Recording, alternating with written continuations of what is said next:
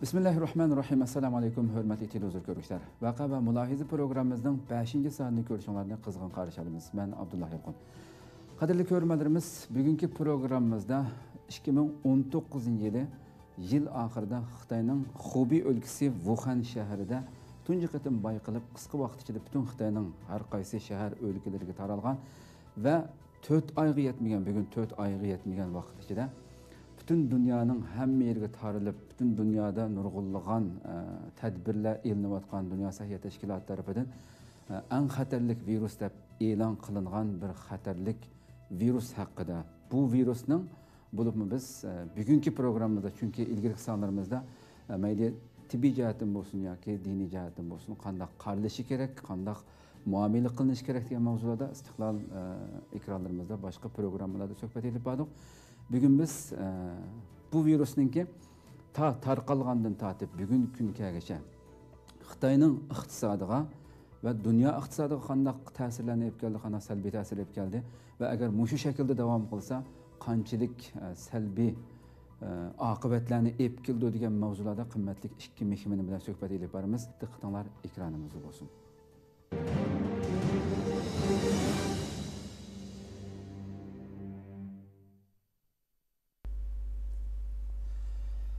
Assalamu alaykum, tekrar assalamu alaykum qadirli ko'ruvchilarimiz.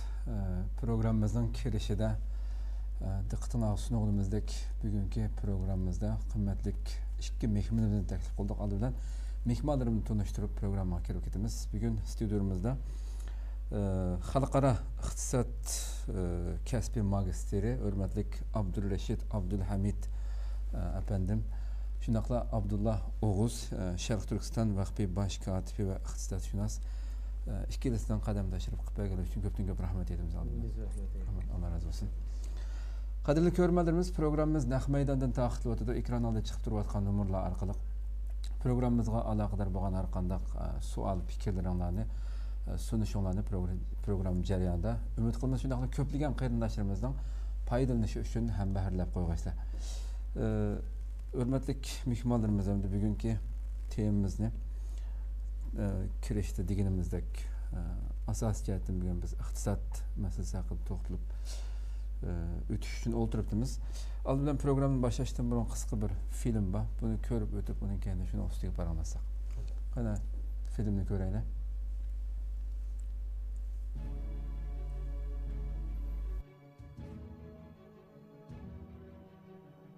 Wuhan virusining butun dunyoga yayilishi sababli Xitoyning ishlab chiqarish va iste'mol ko'rsatkichida ig'ir chekinish yuz beradiganligi mo'ljallanmoqda.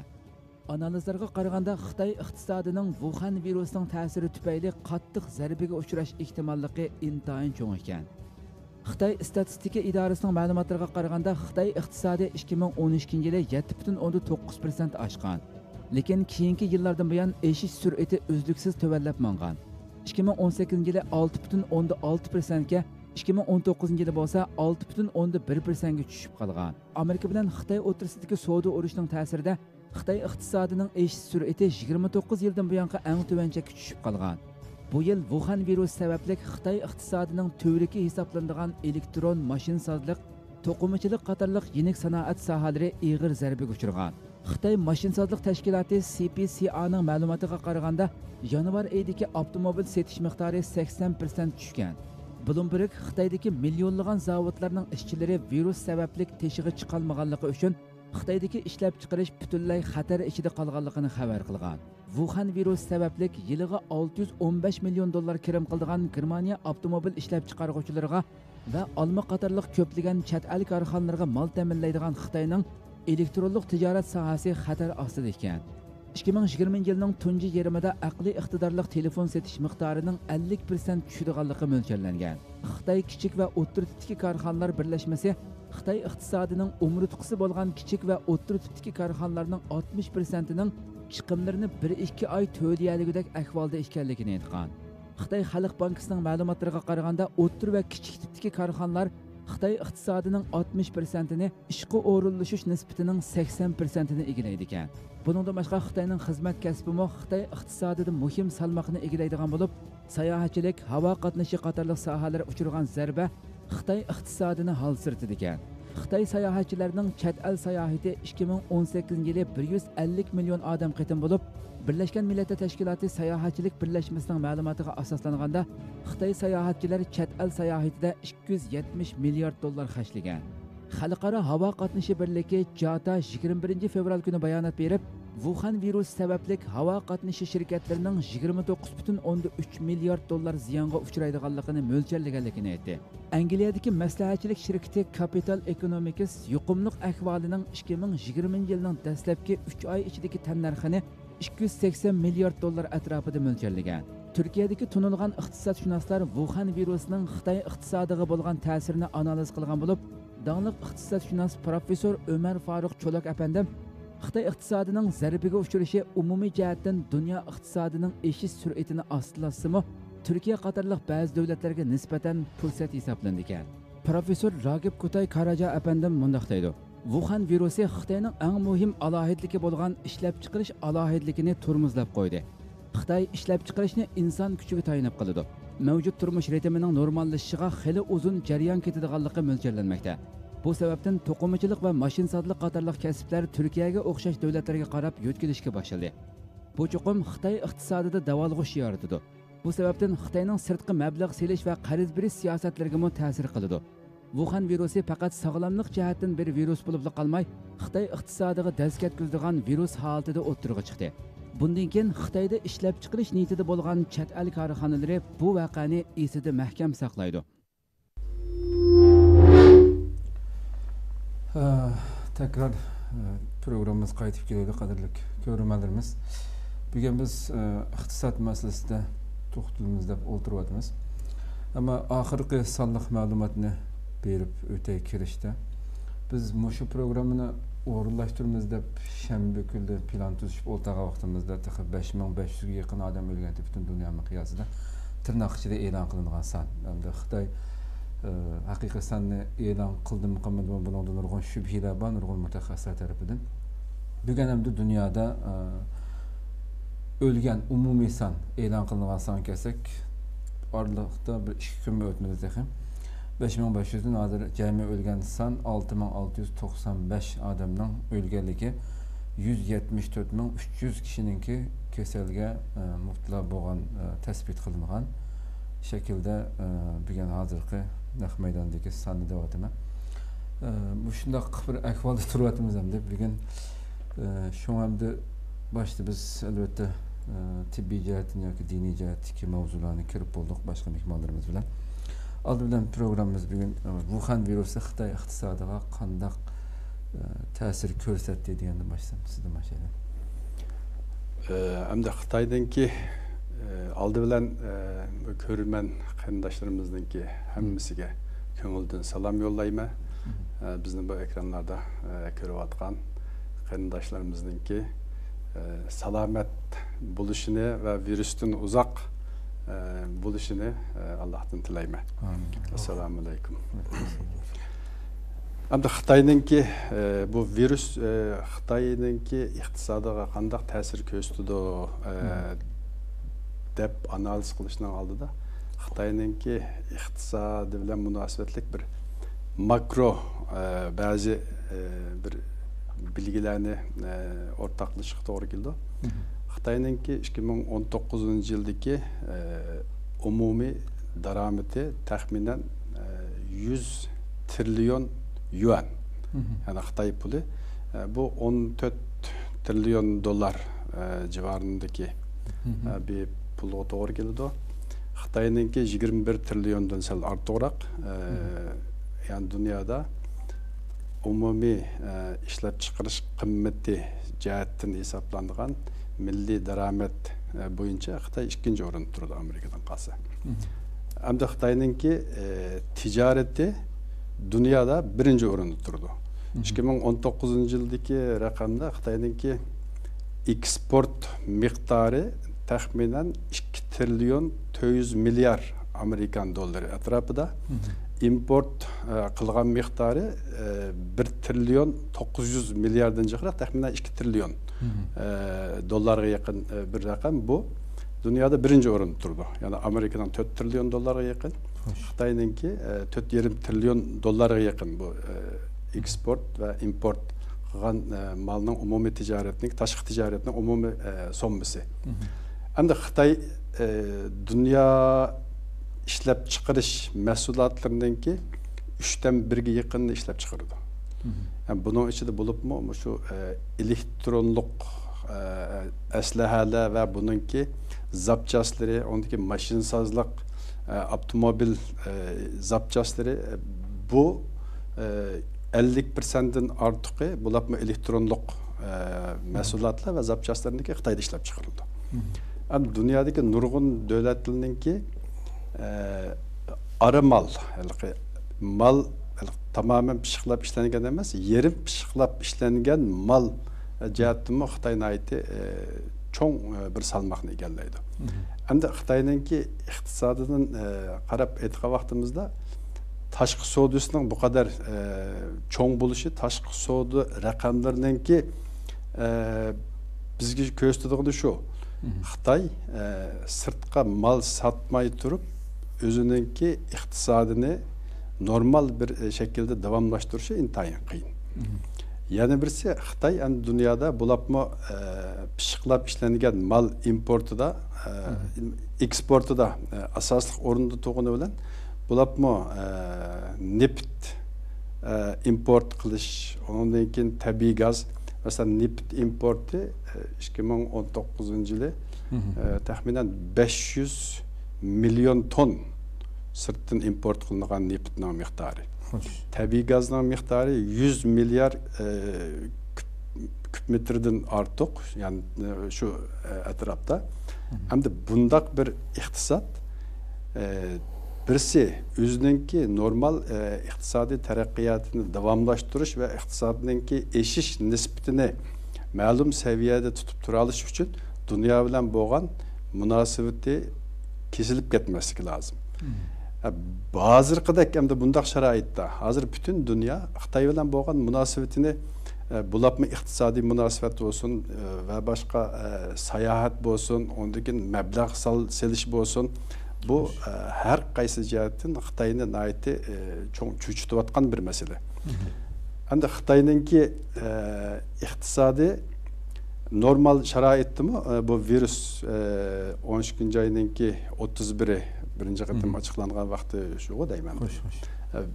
13 ayının 31. günü açıqlandı. Ondan keyin 1 ayının 26. günü bununla virüsga qarşı keng ko'lamlik tedbir qo'llanish qarorlari bu vaqtda elindi. Yani bu vaqtchilik o'tgan bir aydak vaqt o'tdi. Hamda bu bir ay ichida virüsninki Xitayninki içi bo'lsin va yoki sirti bo'lsin, bu taqilishninki oldini oldigan bir tadbirlar ilinmay qoldi. Endi yana o'zimizningki gapining boshlang'ichidagi yeriga keladigan bo'lsak, Xitayninki iqtisodini normal sharoitda 1-ay va 2-ay Xitoyning zoti har yili Chag'an bayramiga to'g'ri keladigan bo'lganligi uchun ishlab chiqarishninki bir miqdor astlaydigan bir vaqti edi.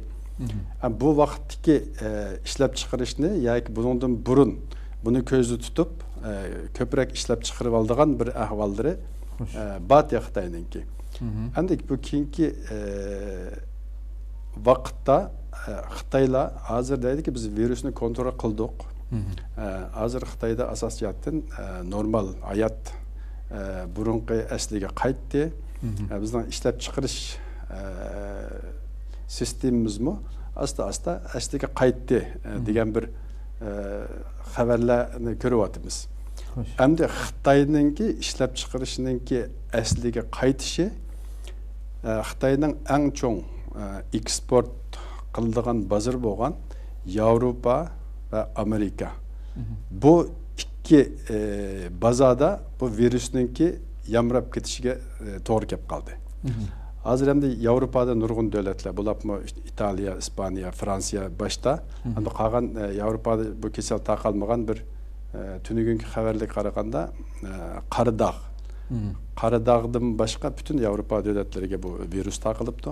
Hozir İtalya'da bütün devlet karantina astıqılıqlar, İspanya'da hele hem şundaq, Amerika hazır hem de bununla qattiq bazı tedbirlerini qo'llanish aşxanalarni har xil ommaviy faoliyat sorunlarini taqash degandek tadbirlarni qo'llanayotdi. Hamda Xitoyninki ishlab chiqarishning normalga qaytishi bu Xitoyning eng chong bozor bo'lgan Yevropa va Amerikadagi bu bozorninki taqilishi bu yerdagi iste'molchilarninki iste'mol qilmaydigan bir holatni shakllantirishi bu Xitoyninki iqtisodiga chong ta'sir ko'rsatdi. Endi bu Xitoyninki iqtisodining hozir raqam bilan hozir ifodalashimiz ancha oson emas.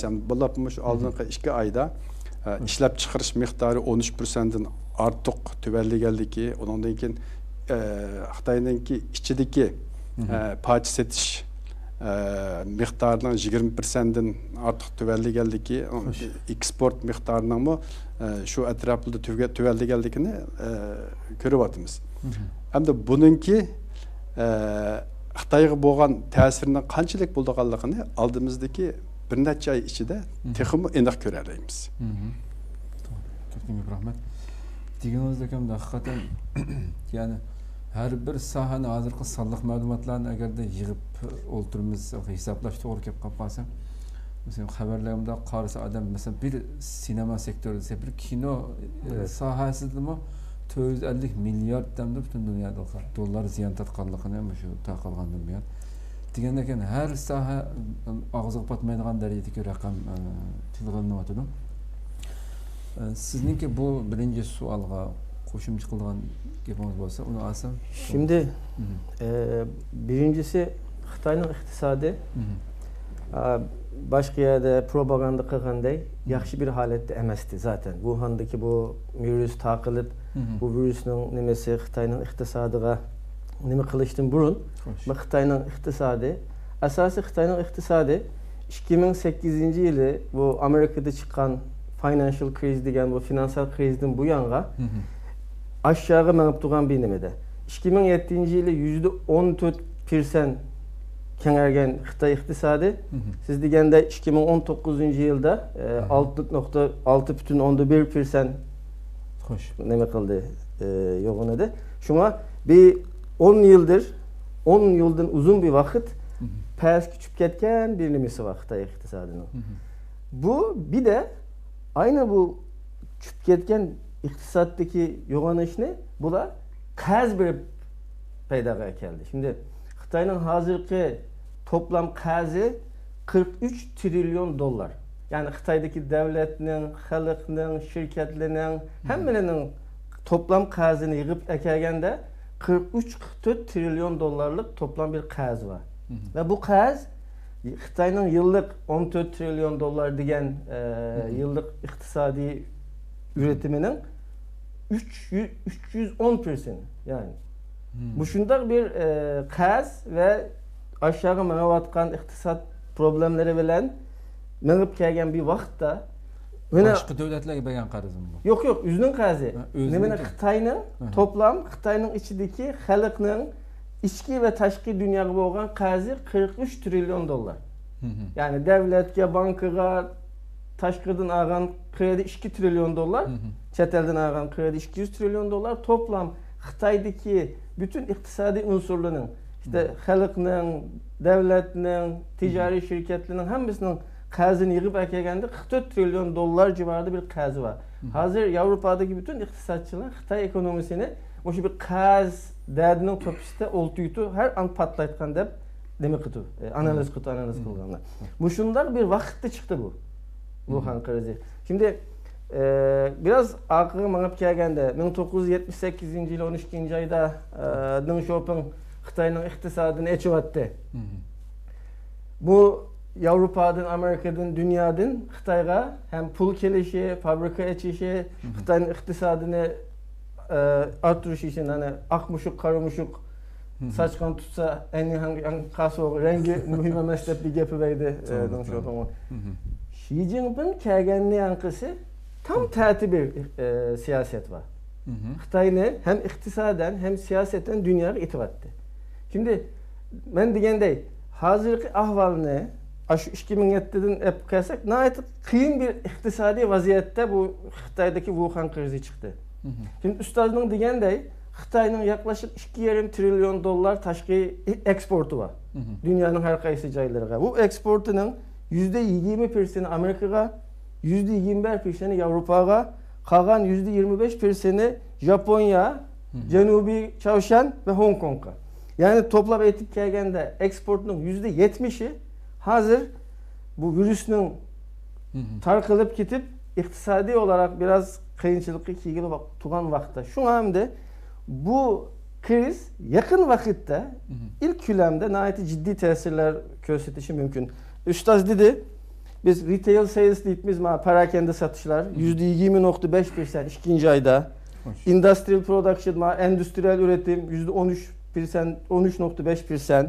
Onun için export ikinci ayda bir yıl önceki ikinci ayı kalığında %17.2% çıkıp gitti. Bir de bu satın ağıtkan bir şirketinin satın ağıtma yöneticilerinin nemesi var.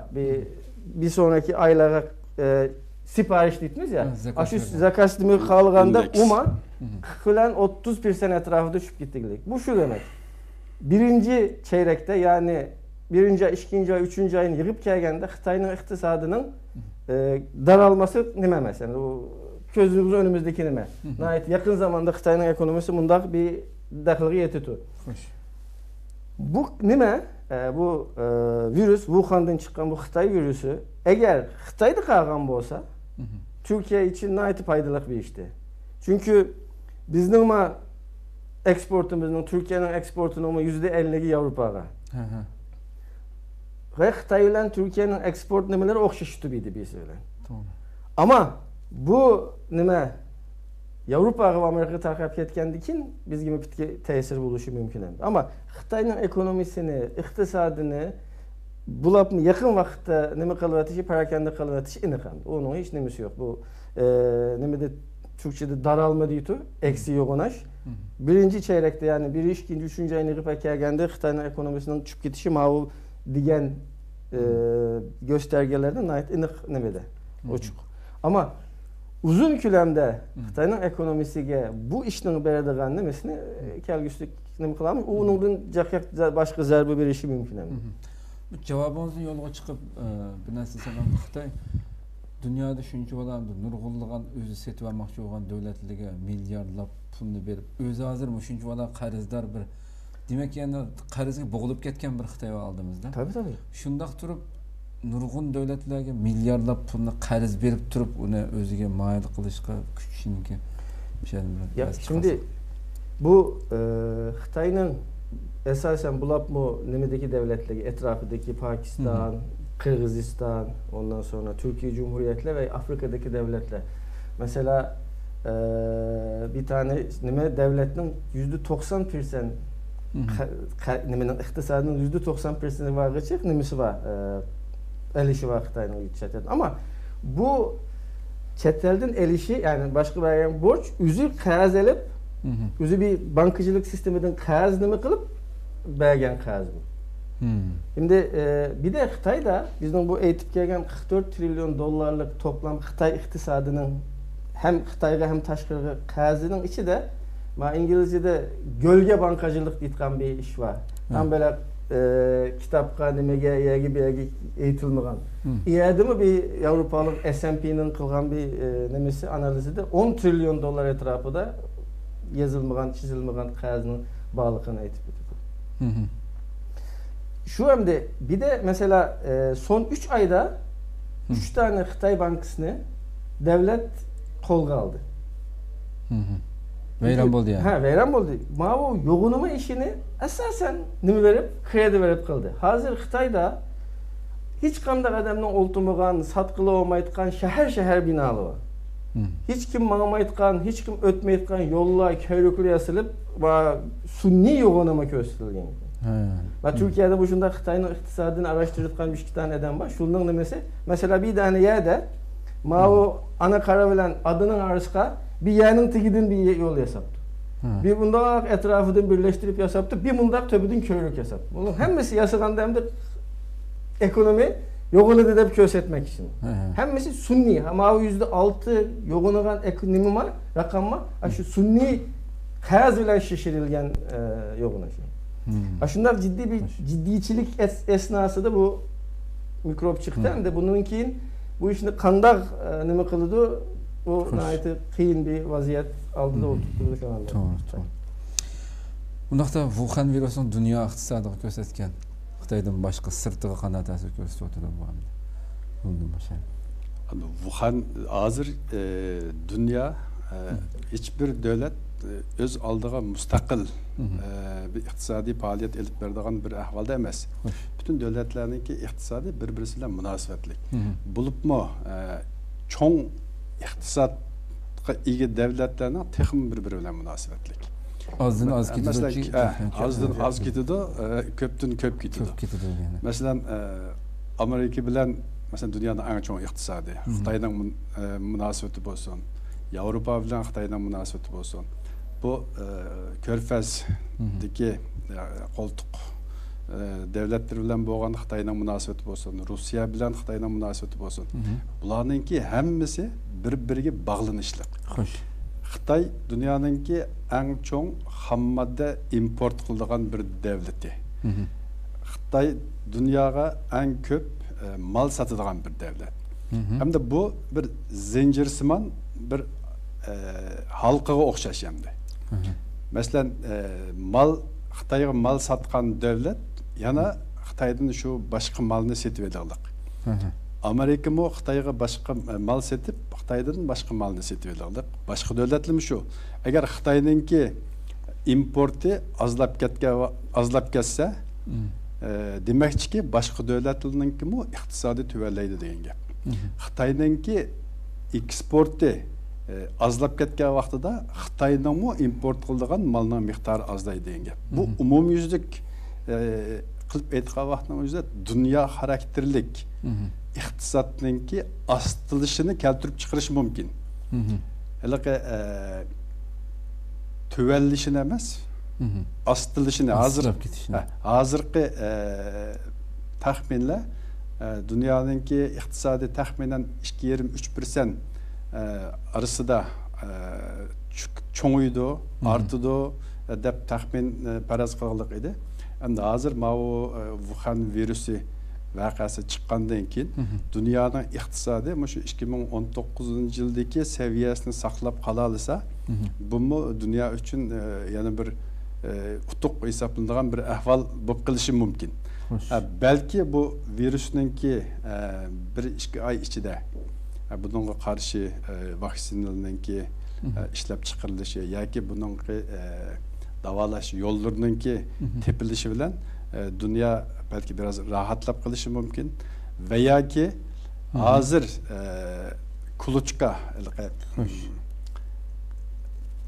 kümülüp oturga çıkmagan vakalarının ki bunun ki yanıma köplep oturga çıkışı neticesi de texim bir vahimlik bir ahval oturga çıkışı mümkün dünya iktisadında.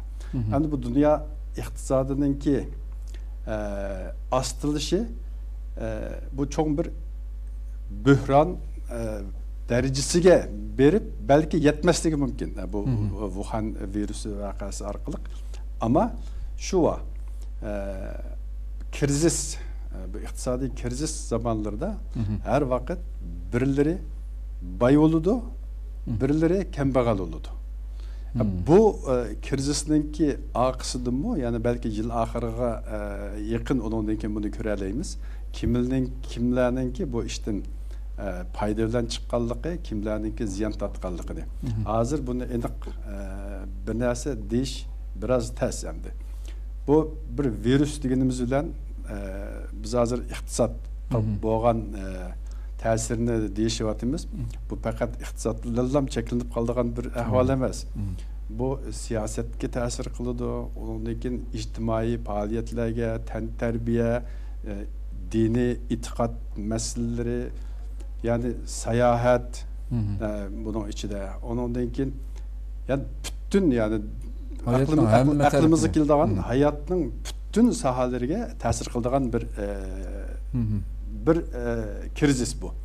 Yani bu kriziste abay degenimizdek cıhtın cık, azdan az ketadigan bir ahval şekillendi. Xitay'daki iktisadi eğer bunu biraz avazlık oylasak, Xitay üçün bu nimeni ifade etdi o? Başta Xitay'ın bir deyli, ondan keyin yani dünya bo'lgan yana qayta deymiz. Bir, bu virüs Xitayda şeperangdan tabiiy chiqdi degan bir ko'z qarash bor. İkincisi, bunu Xitayga boshqa davlatlar tarafidan bo'libmi, Xitayning hozir tashviq qilayotgani Amerikadan keldi deyilik. Üçüncüsü, bu Wuhan'daki bir virüs tadqiqot o'rnidan bu taqaldi deyilgan. Bu yerda qaraydigan bo'lsak, bu üçününki qaysi texmo aqlga mantiqroq ihtimolga yaqin deb qaraydigan bo'lsak, Xitoyninki o'zining ichki ahvoliga biraz qarashimiz kerak. Xitoy 2019 yıl Amerika bilan bo'lgan tijorat urushida zodi Xitoyninki iqtisodining ortish nisbati tuvallab menvatdi. Qandishimiz deb o'tdi. Endi 2019 yılning oxiri Xitoy buni texmo yaxshi his qildi. 2019 yillik sonliq ma'lumotlarniki 2020 yilning boshlarida o'ttirg'i chiqishi bilan birga Xitoyning iqtisodining ostilishi millionlagan Xitoyliklarning ishsiz qolishini keltirib chiqardi. Ondan keyin Xitoyning ichki tijoratininki tarishiga sabab bo'ldi. Ondan keyin Xitoydagi uy mulk tijoratininki kichiklishiga, ostilishiga sabab bo'ldi. Pay cheki bozorininki tushishiga sabab bo'ldi. Bu şekilde devam qilavergan vaqtida Xitoyda umumiyüzlük bir xalq qo'zg'alib ketish ehtimoli bor. Endi hozir Xitoy qandaq bir ko'zurg'a ega bo'ldi? Virus bor, virus taqiliqliq. Hech qandaq yerda ommaviy faoliyat elib berishga bo'lmaydi.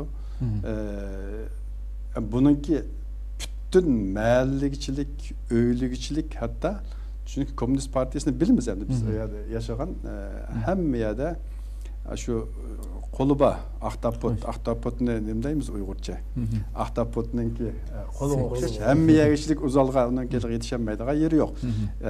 Şahs boyunca takip kılış kabiliyeti iyi hazır. Xitay'dan bulup mu ki bu kamera arkalık küstüş sistemlerinde Şarkı Türkistan'da sınav tariqisi de elip verip bunu hazırında Xitay'ınki bütün Xitay'a umumyüzlük yeyiş ne yol koyuyordu da hazır. Hem de bundak bir şaraitte Xitay'ınki bu işinki üstüge besip durup bu virüs Amerika tarafından Xitay'a ekilip yuqturuldu degan bir gapni o'ttirib qo'yishi Xitoy xalqini Xitoy Komünist Partiyasiga emas, Amerikaga dushman bo'ldigan insonninki zehnini ayad yönlendirish.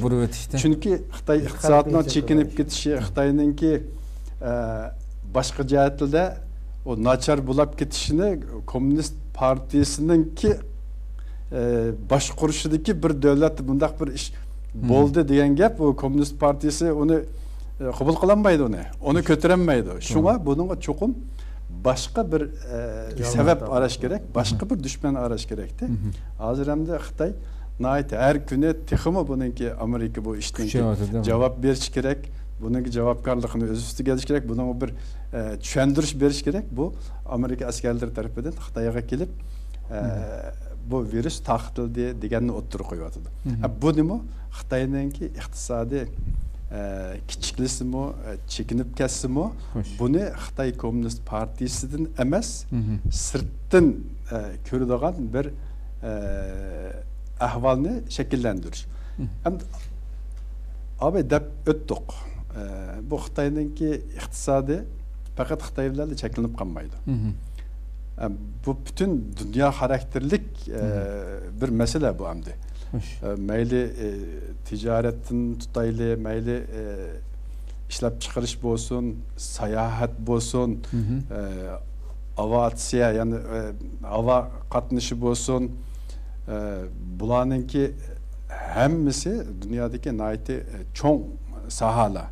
Masalan, şu kino, abay deganda kino sahasimi 400 milyar dollardan artıq bir saha kino sahası dünyada. Hem de şunlaşqa bunu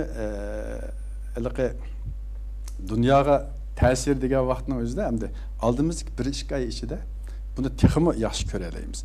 Masalan, hozir dunyo xarakterlik pay cheki nihoyatda tushib ketyapti. Mayli Amerikada bo'lsin, Xitoyda bo'lsin va yoki Turkiyada bo'lsin, boshqa Yevropa davlatlarida bo'lsin pay cheki tushyapti, ammo buning ichida ba'zilari yükselyapti. Masalan, dollar qanday shu bir kunninki ichida 120%ga yaqin arttı dolardan. Hem yerde dolar. Yani dünya karakterlik bir dolarda Japonya'dan başka emiyada dolarda bir örleş buluyordu. Hem de altının bazı qaraydigan bolsak altın birden biriga tushib ketdi. Bu aldınqı hafta cuma günü 1500 dollarlığınki üstüdü. Hazır 1450 dolar etrafları çıktı değil mi? Ans. Evet. Ans altının miktarı. Ben kiriştim bunun anladım. Bu vakit nayeti dikkat kıldığı vakit.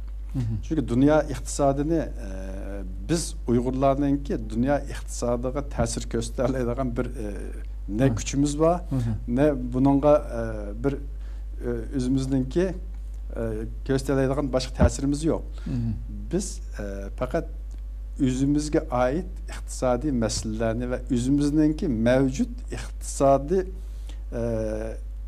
ne qoğdap qalalaş ve bunu mümkün olsa qanday qilib biraz köpeytişninki yolunu tapalaymiz. Biz bu haqda başqa tursak texmi yaxshiroq bo'ladi. Bundan sorayım inşallah. Qanday pullarni qanday qo'llash kerak? Masalan, hamda hozir çünkü hazır çoğun iktisat doğandı ki mesela çoğun devletlerindeki iktisatını davetimiz en çoğun neft işlep çıkarılan devlet Saudi Arabistan, Xitayga. Ondaki satılan Rusya, İran, Venezuela, bu şundak devletler. Xitay'daki import kıldığan neft abay dep öttüm 500 milyon ton yıllık. Yani bu nayeti çoğun bir rakam, yani günlük tahminen 10 milyon bak. 10 milyon bakka doğru geldi Xitay'daki günlük import kıldığan neft'ninki miktarı. Yani bu dünyada işlep çıkarışındaki en asaslı ham maddesinden biri bu neft. Ama bu neft'ninki azlap ketişi bir taraftan başka devletlerinki iktisadı mesela neft eksport kıldığan devletlerin iktisadı tesir kılsa, yani bir taraftan Xitay'da neft import kıldığan devlet için bir taraftan bir paydılık ahval şekillenir tasir hamda. Türkiye'ye mi paydılık ahval şekillenir, neft'nin bazı düşüklük, tüvelleylik. Bu Türkiye'nin yıllık tahminen tabii gaz, neft, bununki 50 milyar dolara yakın bunlarını import kılıyordu. Hem de Xitay'da bu ham maddenin azallışı Xitay malınınki yani azalışını keltirip çıkarış mümkün. Eğer bu virüs vakasını kısa vakit içinde, 3-4 ay içinde bunu dünya hal kılalıysa, iktisatının yeniden kaytıdan yani bir canlanışını keltirip çıkarış mümkün. Hem de Xitay'ınki dünyanı alakadar kıldığan bir programı var. 2015 yılı bu oturup koyulgan 200 yıl programı dep atalgan. Birisi 1921 yılı Xitay Komünist Partisi kuruldu. 2020 hem de bu ikisini birge dep alsak buldu. Aslında 2020 değişken buldu. Xitayda umumyüzlük kembagallıkni yo'qotish. Ondaki 2025 Xitayni umumyüzlük o'rta hal seviyeye ekilish. Yani bütün Xitay halkını o'rta hal seviyeye ekilish, yani kembagal yok. Tamamen kembagal tüygen. Bütün Xitay halkı iktisatta hiç bulması o'rta hal bir seviyeye ekilish. Üçüncüsü 2035. 2035. yılıga kelgan vaqtida tam bütünley zamanivilaşkan işlep çıkarışını amalga oshirish. her qaysi jihatda. Yezigilikida bo'lsin, sanoatda bo'lsin, zamonaviylashishni amalga oshirish 2049-yilga kelgan vaqtida Xitoy Xalq Cumhuriyatininki 100-yili, tabii bu onu körəllisə Xitay. 100-yılğa kelgan vaqtida Xitayda eng ilg'or davlat bo'lish. Yani dünyadaki en ilg'or davlat bo'lish, süper güç bo'lish. Yani Xitoyninki bundaq bir planı var. Bir kuchi var yani. Bu Xitoy kuchi. Bu planni amalga oshirish uchun Xitoyninki o'tirib qo'ygan bir planı var. Bu plan Yeni İpek Yolu planı. Bir belvaq, bir yol degan bu programni o'tirib qo'ydi. Xitoy bu programni amalga oshira olsa, bu bir belvaq, bir yol programını amalga oshira olsa, abay deb o'tgan o nishonlarga belki yetish imkoni bo'lib qolishi mumkin. Agar o nişanını amalga oshiramasa, Xitoyniki o düşe şu tush bo'lib qoladi. Onunki amaliylashidigan bir yeri qolmaydi. Aminat bu virusning o'zimi shu Xitoyning tushishininki amalga oshmasligi uchun bilidan sindirib o'tgan bir zarba bo'lmadimi bu narsa? Albatta bu ham zarba bo'ldi. Bu ham ma shakldan elib aytsak, Xitoyninki İpek Yoluninki bundaq davom qilishiga Amerika bunun qo'shilmoqlik. Avrupa'daki köp devletler bununla yaxşı göz bilen qaramaaqliq. Ama bununla hemkarlıqni qilib atqan devletler qaraydigan bolsak, İtaliya, ondan İspanya, bular Xitoy bilan yaqin munosabat edi. Ondan mikropning en çok Gertsiyami bağımdı bunun içinde. Kim Xitoyga yaqin turgan bo'lsa, adam ba'zi o'ylab qoldi. Eng o'lgan adam jiqib ketgan qiziqdamda. O'rta Sharqni aldigan bo'lsak, masalan İran. Masalan Xitoy bilan bo'lgan bu İpek Yoluninki eng tugum nuqtasidan birisi. Xitoy İranga 400 milyar dollarlik energiya mablag'i seliqliq, ya'ni saldaganligini bayon qilganlik edi. Hamda İranda bu munayet köp görünüyordu bu virüs. Hem bunu nima deb qo'yamiz, komplo teoriyaları deb qo'yamiz. Komplo teoriyaları bo'yicha qaraydigan bo'lsak, buni har xil tarafga tortishga bo'ladi buni. Ama hem de bu virüs vaqasi chiqqandan keyin bir yo'l, bir belvaq degan gapninki yo'q. Yani dünyada unda bir gap qildigan adam yo'q edi. Bu gapmi qaynayotgan qozonga suvni qo'ygandek to'xtab qolgan bo'ldi. Hamda bu bir tarafi. Hamda Xitoyninki undaq süper kuch bo'lishini albatta o mavjud süper kuch unga yo'l qo'ymaydi unga. Qolay asan yo'l qo'ymaydi. Agar majbur qolgan vaqtning o'zida amal yo'q. Yani majbur qolsa, uning kuchi yetmasa, boshqa qiladigan amal yo'q. Ama uni albatta to'sish qitirishidi. Buningki aylandırıp eklersek, biz hem de dünyanınki iktisadından başlayıp gettik da, dünyanınki iktisadınınki yönelişini abay degендek, biz bunu yönlendirdiğen bir pozisyonda emas, yani biz bununki meyler qaysı cihattan bolsun. Yani biz Uygurlarga bolgan tesiri, yani bu bizninki asaslıqraq temimiz buludu. Bunu hoş. Abdullah efendim biraz. Ondan keyin bunu yani ayrım deyişemiz. Sizin biraz anlayalım. Şimdi bu Xitoydan çıkan bu virüs Xitoyda qalgan bolsa, hem dünyanın iqtisadiga tesiri cheklab o'tdi. Hem bu tabii dünyanın iqtisadi hem de quyruqini BDB'sga bog'lab qo'ygan mushukka o'xshash bulapmı çoğ iqtisadi devletlerinin hemmesi BDB'si bilen ait çatışıp getirlik ama Xitoyning iqtisodinin tushib ketishi, Xitoyning iqtisodining bu dünya iqtisodiy sistemisidan asta pirsenini azaltishini dünya nima qila oladi? Bunun üstüsten kelalaydi. Ama bu mikrop asosiy dünyanın iqtisodining qolgan can tumuru bo'lgan Avrupa bilan Amerikaga o'tgandan keyin endi bu iş bitke çoğun bir kaşılığa aylangılı koptu.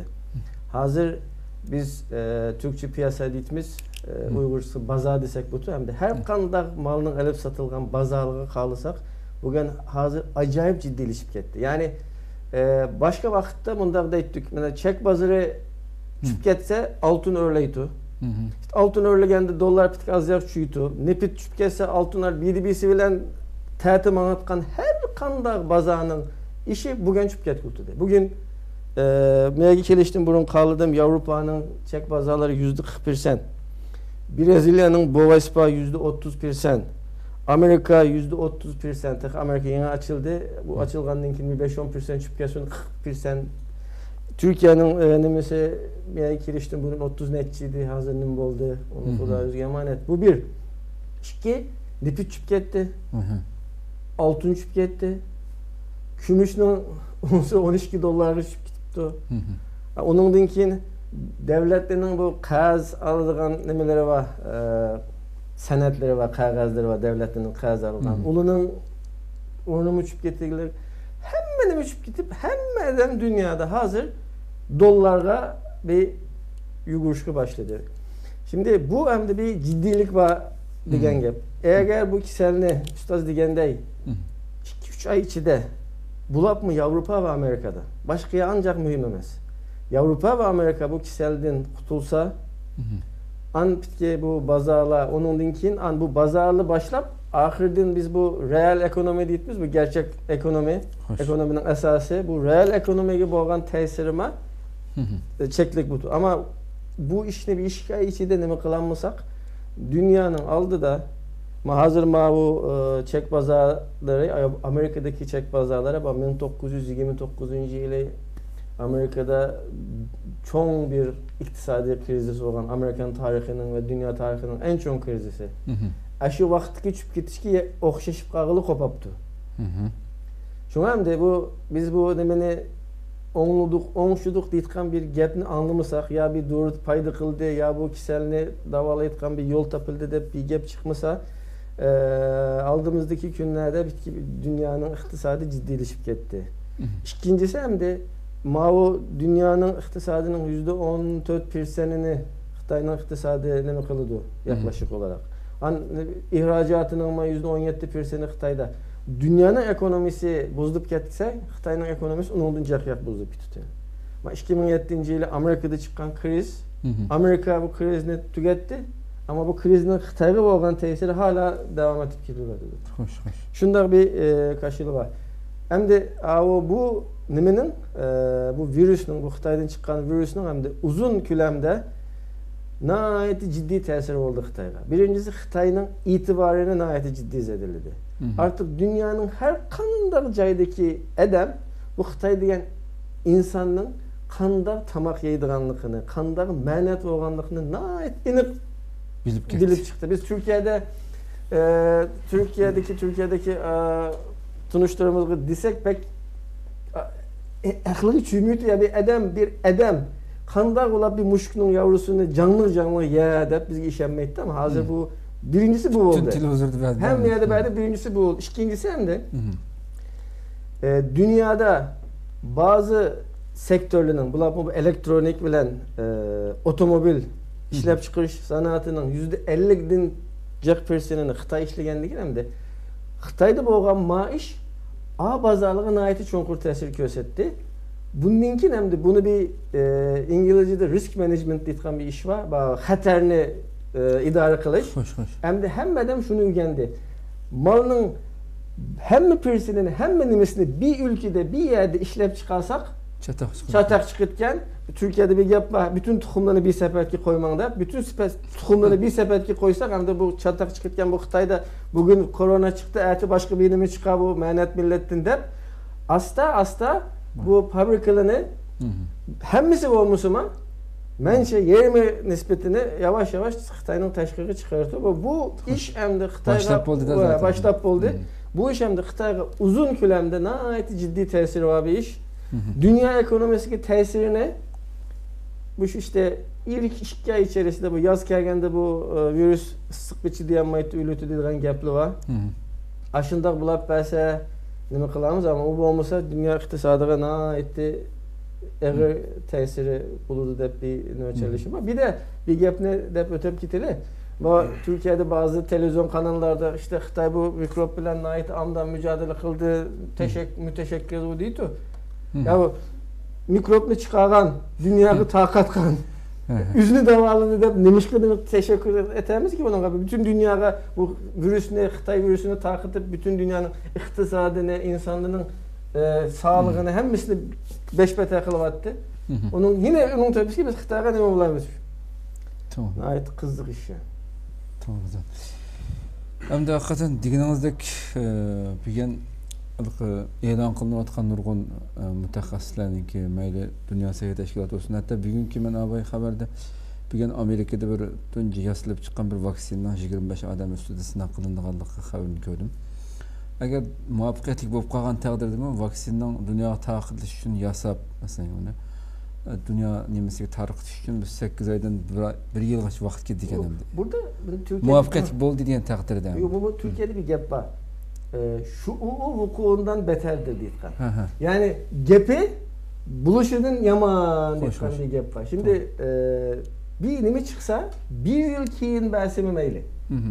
8 ay keyin çıksın meyli. Biz bu mikropunu davaladık'nın gepi bir çıksa onun mavi bazar degen yerge tesiri bulurdu. Doğru. Bu çünkü kelgüsü kalaydıgan nimi bu? Yani nim bolsun. Meyli bu işte davalaştığın bir yolu açılsa onun tesiri müsbet bulurdu. Doğru. Demek başına bir nimin turuvatımız dünyanınki zavutu deb atıldı hem de Xitay. Meniki aslı sualımın içinde Xitay en çok ziyan uçurgan sahalar qaysilar degan sualım var. 2 yılın cevabını yani Xitayning hamma sahasininki ziyan uçurmagan bir saha yok Xitaydan. Sayahatdan tutun barlıq zavodlar bo'lsin hammasi bu şekilde bunu atlab o'tib ketib qoldim. Bence inovati to'kildi. He, uniki asosiyatdan javob chiqib qoldi deb qaradim endi. Andikan abay bir komplo teoriyalarini degan gap chiqib qoldi. Bunga bo'lsa savolning ichida yo'q deb men buni ham uyg'urcha qanday ifodalaymiz ki? Mana bir xiyoliy nimamdir. Kishilar tomonidan uydirilgan narsa yo'q buni ham. Normalda ham shunday qiliq ya Amerika yoki bo'lmasa Xitoyning nimasida ishlab chiqarilgan virus inson tomonidan ishlab chiqarilgan. Biz hamda musulmon bo'lib sutimiz bilan Xitoyning shuncha balo salgan zulmidan Allohning bergan bir balasi bu deb shunday devatimiz hamda musulmonlar shunday qarab o'tdi ko'pinchisi. Mayaga bir kirib baqsaq agarda shunday bir gaplar bor hamda. Bugun dunyo bu dunyoga men nüfus pek chiqib ketyapti dunyo hozir 8 millionga yaqinlab qoldi. Bu burundan da plan batı dünyanın nüfusu manç bir sene düşüş gerek deb planlayotgan bir kuchlar bormi? Yoki bo'lmasa Xitoy o'zini qayirib ketgan nimalarni nüfus pek chiqib ketgan ekan biraz azaytib o'zi ishlab chiqarib andikin balasi qoldimi? Buniki shunday bir gaplarninki qanchalik to'g'ri xatoligini qanday qaraysiz? Şimdi men bunu soğan ve Türkiye'deki bazı televizyonlarda ve soğan hemmeden degan gapim şu. Bence biz Uygurlar bu komplo teorisi işi kelgende gapni iş yerden tutup maqsaq bizge paydalık. Hemmisi mümkün. Xitayning Wuhan'da bu virüs tadqiqat qilgan laboratoriya var. Bir yerden bir virüs kaç ketişi bilişi mümkün. Amerika virüsünü tayyor qilib Xitayning iqtisodini 5 bete qilib için bu ishni qilish mümkün ama Xitayning yaşayışı, mehnetliki, tamak içmek adetleri bunda mikropni her daim çıkarışka zemin. Yani nimik etmiydi. Tayyor adet. Başka komple teorisi Amerika bu ketmiydi. Bu Xitay degen insanın yeydiğen, içidiğen nimelerini muşundar yep içip yaşavatsa her daim bir tane virüs çıkıp bütün dünyanın nüfusunu yok etiş hatırı var. Dep nime kıldım. Yani bizden şu Xitayga karışlık mençe bu komple teorisi şey kelgende hep mağımız kereken yapmışı da hep nime düşündüm hem de ben. Hoş. Sizce? Bu nelikki qirlarni müş arqılık azaytish bek az ihtimal deb qarayman buni. Bek köp ehtimal olması gerek ama ehtimallıklarınki içinde değişik buldu. Lekin benim karşımca bunun persentini belki yukarı dep qaramayman. Demismi bulapmı mayli Avrupa'da olsun, Xitayda, bulapmı Xitayda. Ama Avrupa çünkü taraqqiy qilib bir devlet ya da tuğut nispeti töven Avrupa'nınki.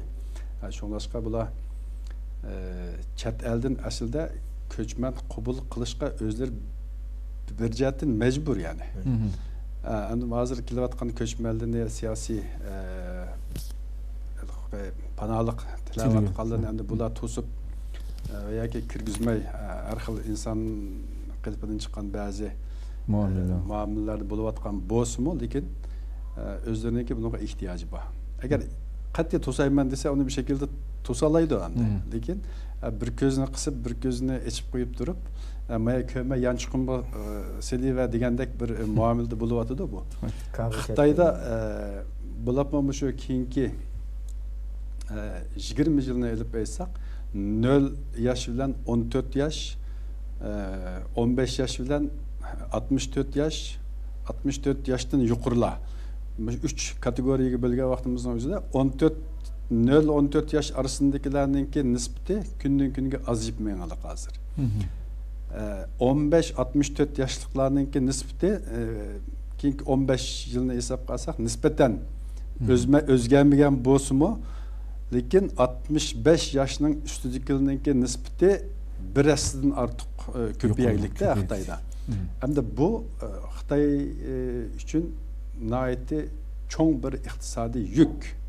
Çünkü o insanlarni beqish kerak, ularning davolanishi, yani nurg'un jihatdan bunga qarash kerak. Hamda bu jihatdan elib aytsak, onu hamda Xitoydek bir davlatda bundaq bir virusni o'ttirg'i chiqarish orqali buni nishon qilgan bo'lishi mumkinmi degan vaqtimizda tamamen yo'q diyemeyimiz hem de ihtimal.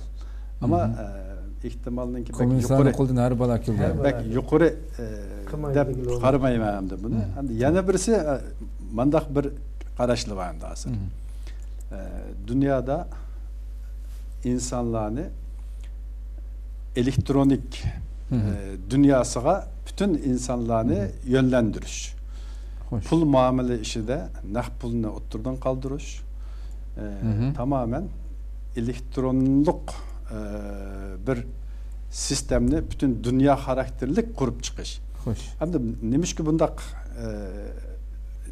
qimmoqchi degan vaqtda, çünkü pul, yani bir yanchig'imizda pulimiz olsa, xalqqa yaga hajlaymiz. Bizninki pulni nega hajlaganligimizdan hech kimninki xabar olmaydi, naqd pul hajlasak. Yani xalqimizni hajlaymiz. Xalqsak başqasiga berimiz, yardım qilamiz, hajlaymiz. Onun da özümüzden bir erkinligi var. Bu pulni elektronluk şekilde ekilib etkendan keyin, mesela hozir zaten elektronluk pul ishlatyapmiz. Yani kartlarning hammasi elektronluk pul şu. Çünkü bir rakam var. Rakam yazılıq bankadaki hesapta, ondan keyin kart bilan hajlaymiz. Rakam azıldı, rakam jiqlaydi. Ama qo'limizda ko'rdigan bir naq pulni ko'rmaymiz endi. Bu bulapmı Xitoyda bu texmi yoshlar arasida texmi keng ko'lamli qo'llanadi. Hatta o kart mı yok hozir, faqat uzoqdan telefon orqali o şu qara kodni o'taydi, qara kod şekilde bu naytı yoshlarning arasida Xitoyda keng ko'lamda bu qo'llanadi. Ba'zilarininki qarashcha bu Xitoyda bir tajriba qilinishninki bir yo'lini geçiyordu. Yani bu virüs arqılıq pul virüsünü taqtıdı. Pul arqılıq virüs insanlara yuqumdundu degan vəzifəsini insanlara seliş arqılıq insanlardan naqd pul işiltishdən uzaqlaşdırıb bu kart arqılıq pul muamele işlerini kart arqılıq qilishga yönlendiriş. Bu arqılıq bir insanninki nemege pul hajlaganligi, qandaq narsani iste'mol qilganligi, hamma narsani pulni takip etganligidan buni bilalaydi. Yana birisi endi uni Uyg'urchaga nima deb alsaq bo'ladiki, kripto pul. Bitcoin Ha, mesela Bitcoin, Ethereum, ondan aşının okşaş hazır bir 2000'den artık xili var o deyme. Bununki en köp bilinigine Bitcoin, Ethereum, bununki Litecoin degendek aşındak bir sanal pullar var. Bununki bir nimisi yok. Fakat o rakamlarla ibaret. Bunun bir merkezi yok. Yani bununki alaylık elektronluk pul bilen bu kriptoluk pulunki bir farkı elektronluk pul yanıla ma'lum bir bankaga bağlıq bu. Yani bir yerden bir pul hacıga vaxtında yoki pul evatkende yoki pul ağa vaxtida bir banka arqılıq buludu bu işler. Ama kripto pul boğa vaxtida bu kripto pulga igi buluşununki her xil usulları var mesela. Hiç kandak bankaga münasebet bulmay turup bir ayrım hesap açılıp bunun geliki kançılık kripto pul kançılıkı deydiğen bir sistem var. Bunu bilgisayarla arkalık veya ki şu mahsus şu işqa işlep çıkarılan işlemçiler var. Şu işlemçiler arkalık malum bir algoritmalık malum bir nemine mesela matematiklik bir formül ne deyli aşını işleş arkalık onun karşılığında malum bir miktar aşı kripto puluğa igi olduğan gepemdi.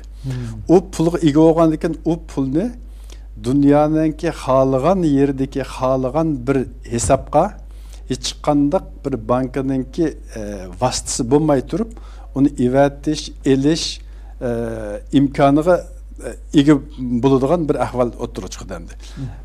Bu kripto pulninki o'tirib chiqqaniga qani taxminan 10 yil bo'lay deb qoldi. Endi men dunyoda bilinir vaziyatda bo'lganiga. Hamda bunimi bir shu virusninki aqsidagi sababning biri deb qaraydigan xili ko'p analizchilarninki makallarını ve bu vaxtdagi görüşlerini anlagan bulduk. Yani bizninki belki yaşlarımızdan içinde bence bu kripto pul münasebetlik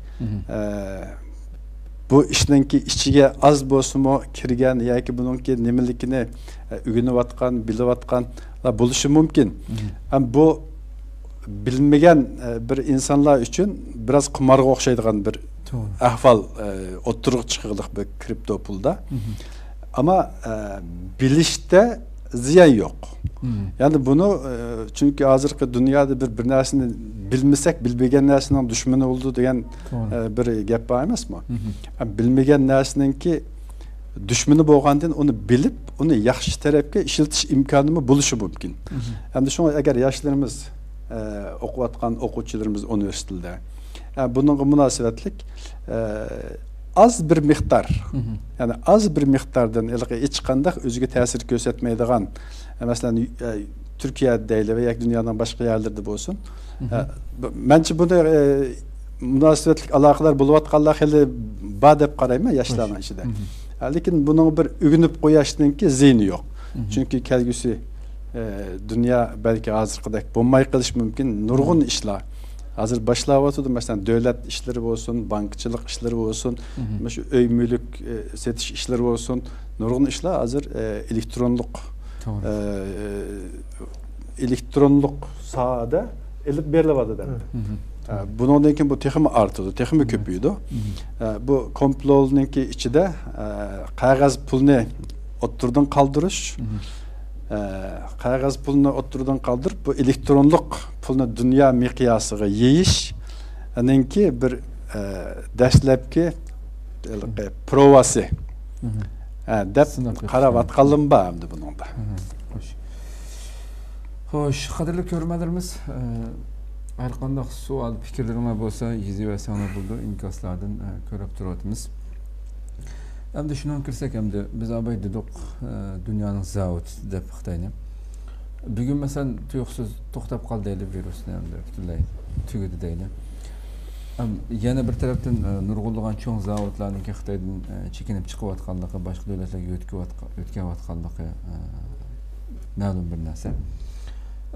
Tugab ketgan taqdirda Xitoy bundan keyin yana shu burunqi holatdagi o'xshash Xitoyning dunyoning zavodi bo'ladimi? Dunyoda shunda boshqa filmdim dedim mesela. Bunun deyken Xitoyda zavod qurmoqchi bo'lganlar 10 qatim o'ylab turib ana ish olib borganligini analizchilar deyotdi. Cho'ng zavodda xalqaro zavodlarni. Yana shundaq bu çünkü zavodlarning qurilishi va ishlab chiqarilishi Xitoyga zo'r bir foyda keldi hamda.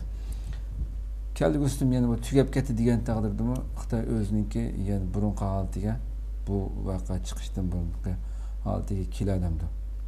Şimdi bu sualın cevabını berişten burun biz Xitoyning iqtisodi qanday bugünkü keldi? Bunda bir 1971 yılga berip bugünkü bir kelsek. Şimdi Amerika bu sokak sokaş vaktida en birinci düşmanı olan Rusya'ya karşı Xitoy bilan işbirliği qilishni planlab 1971 yılı Henry Kissinger deyilgan Tashqi ishlar ministri var. Şunu Xitoyga öğretti. Bu Henry Kissinger o vaqtda Chopin bilan 5-2 tane cho'ng Xitoy bilan kurashib, Mao Zedong bilan kurashib, ondan keyingi yıl 72 yılı Amerika'nın başkanı Nixon Xitoyga geldi. Mao ölgəndən keyin 78 yıldan tatip bence 2007 yılgacha Xitoyning iqtisodini şu hiç qanday bir nima qilinmayotgan aytib buzdirib ketgan bu 58 bilan 61 yıllar arasında cho'ng sektep ilgari mang'ish deyotgan bir nimasi var edi. Onun oxirisidan 50 milyon insan açlıktan öldü Xitoyda nimada tüm Xitoy miqyosida ve bizning Sharqiy Turkistonda tariximizde ko'rilib bakkan birden bir açıkçılık felaketi şu. Onun başka bizim tariximizden de açıkçılık yok. Xitoyda o her 50 yılda bir az, her 100 yılda bir çoğun açıkçılık bulunduğun bir memleket hem de. Xitoyda bir tane Avrupalı tədqiqatçının nimesi 2000 yılda 1000'den uçuk açıkçılık yaptı. Bu Xitoy degan milletinin asası köpüncü xalq her daim açıkçılık bilan yaşayan millet bu. Bu nixoma degan gap mı? Amdan tudungmu, qosqan toqmu deb so'ragan gap hamdi bu. Shunda bo'lganida yedingmi deb so'raydi. Yedingmi deb so'raydi. Shunga hamda bunda bir bu Xitoyning iqtisodini aşı nimadan ko'tarib bu kunga ekgan Amerika. Amerika bilan biz ma'vo iqtisodiy terminolojide küresel global sermaye deymiz. Bu dünyanın pulunu qo'lida tutgan kitle, adamlar bu Xitoyga fabrika selip, Xitoyda ishlab, Xitoyni yo'g'itishning nimasiga mangdi. Bular hamda 2007 yıldan tatip bana mening ko'z qarashim hamda men dunyoda bo'layotgan ishlarni bunday bir aqsqa yana hep ko'rayotsam 2007 yılı esası çok ciddi bir o'zgarish bo'libdi dunyoda. O Xi Jinpingning Xitoyning doimiy komitetiga kirish tarixi 2007'de. 2012'de genel sekreter oldu ama şu Xitoyni idare qiladigan 7 kişilik bir Komünist Partiyanın merkez komitesinin daimi komiteti var 7 kişilik. Şu 7 kişilik komitedeki Xi Jinping'in kirgen tarihi 2007'de. Şuna o tarihten itibaren Amerika bilen bu sermayenin asta Xitoydan qaçketli tuğanlığı işini mi? Şimdi bu işine hem de birden bir günde kıgılı olmaydı. Demişke desek kol mişya geçe içeride. Yani işlep çıkarışının %50%'ni bazı elektronik bu işlep çıkarışının %70-80%'ni Xitoyda olganda hem de bu işini bir günde, bir yılda, 2 yılda akısta atış mümkün emez. Bu iş başladı. Bu Xitoyda çıkan virüs bunu takıma tizleşti ve bundan keyin Xitoyning hem de şu konu vaqtdagidek bu virüs hiç bu iş tügüsü mü? Bu virüs, bu Xitoy virüsü tügüsü mü? Bundan keyin hiç bo'lmaganday bir kunga yenip yine dünyanın nimesi buluşu mümkün emez. O vaqt tügüdü bence. Zavodi buluşu mümkün emez. Hoş. Hem de Xitoyda bu Abdullah kardeşimiz de öttü. Bular mı 78 yıldan keyin Deng Xiaoping iş başına keldi. Deng Xiaoping'ninki 30 yıllık bir Xitoyni idare qilgan bir ideologiyasi var.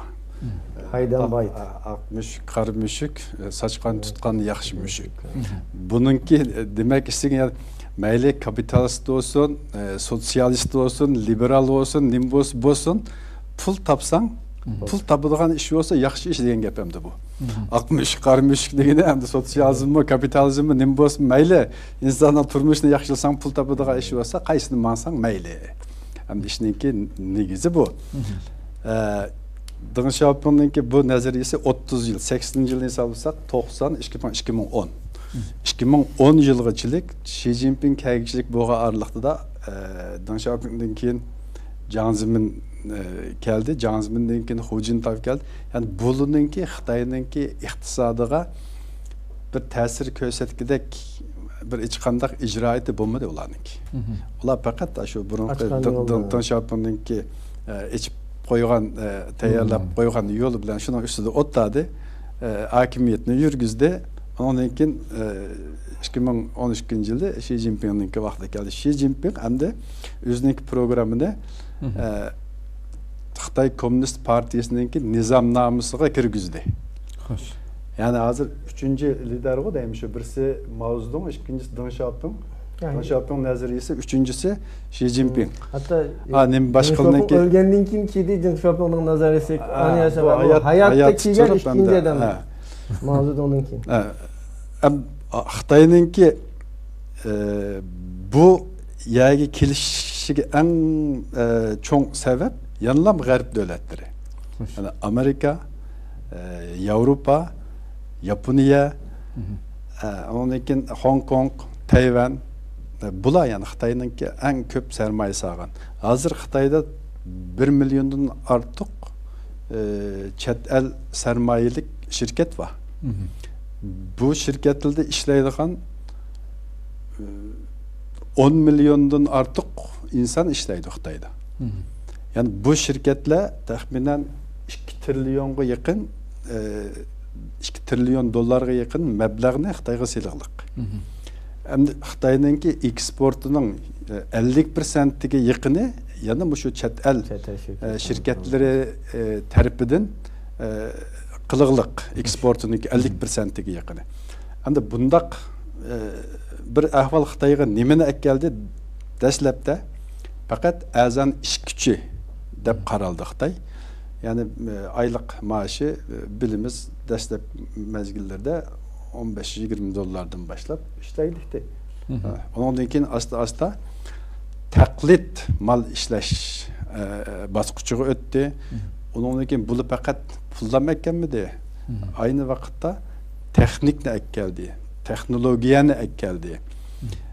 Onun bilan birga boshqarish san'atini keldi chet ellik shirkatlar. Yani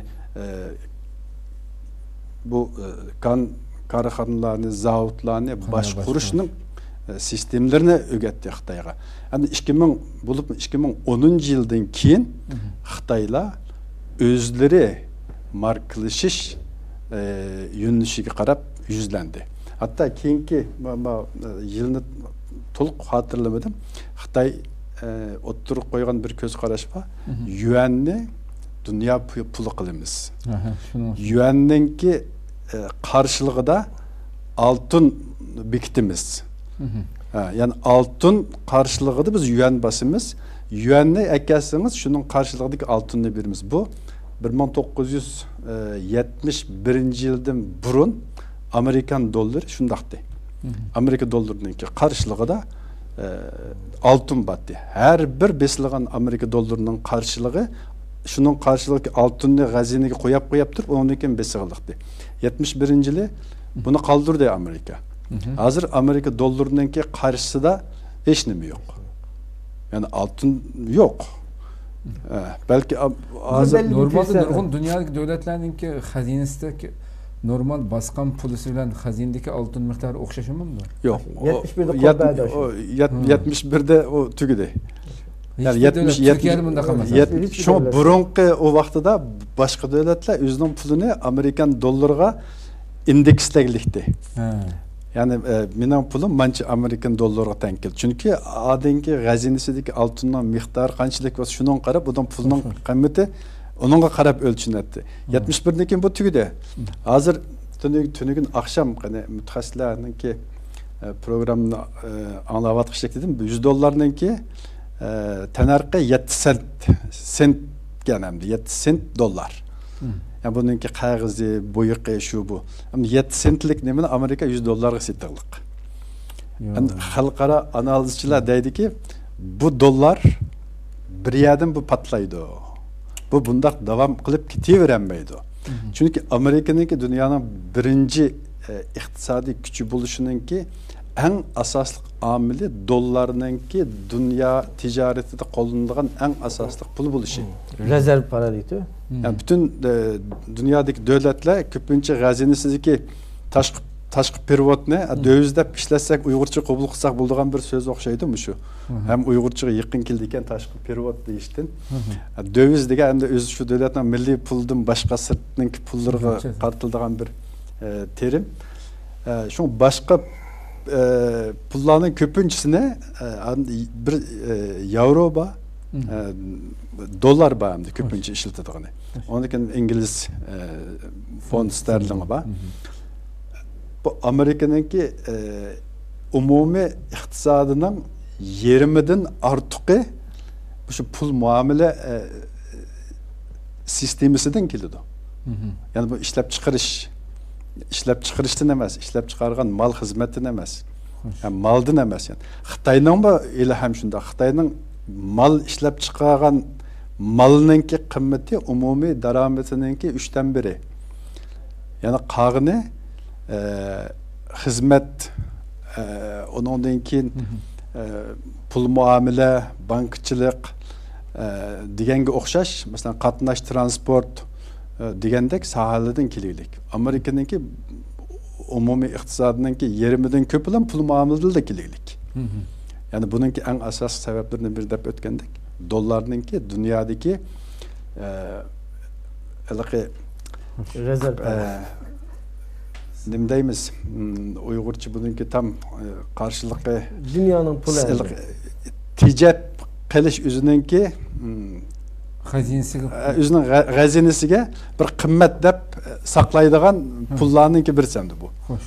Çünkü mesela nurg'un shaxslarniki yanchug'ida yoki uylarda dollar bo'lishi mumkin. Bu Amerika uchun shu shaxsninki bergan kredisi qarzi uningga.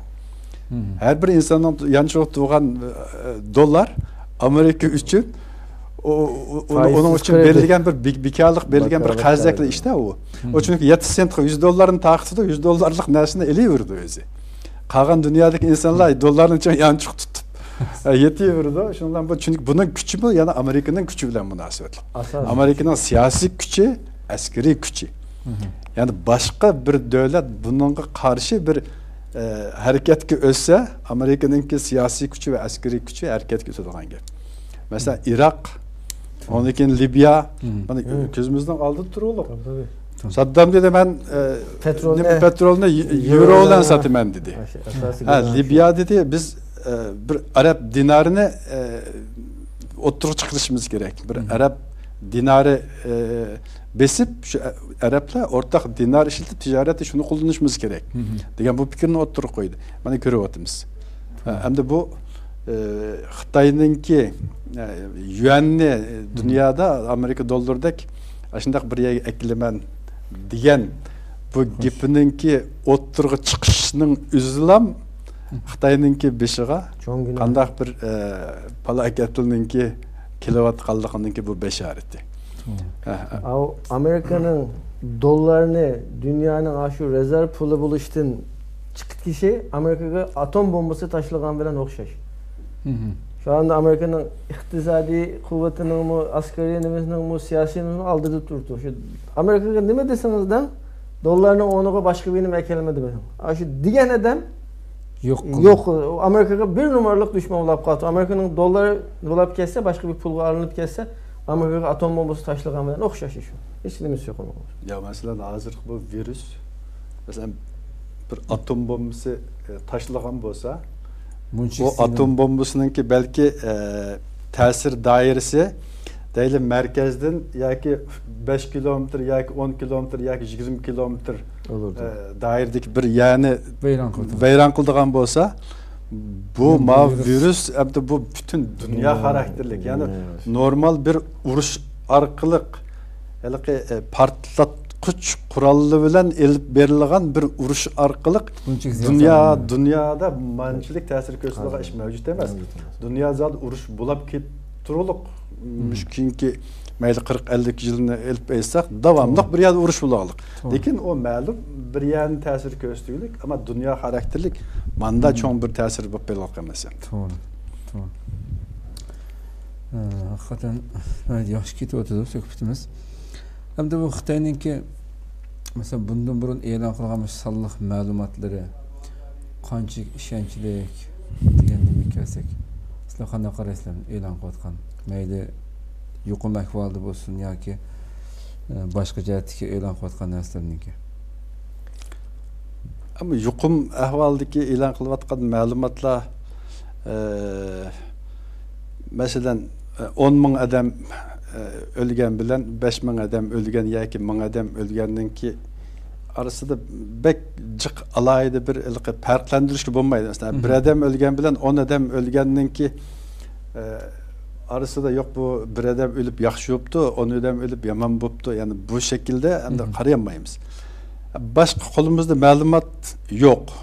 Agar dastlabki mezgilda Xitoydan kelgan ko'rinishlar bo'lsin, umumyuzlik qamal qilinishlar bo'lsin, davolash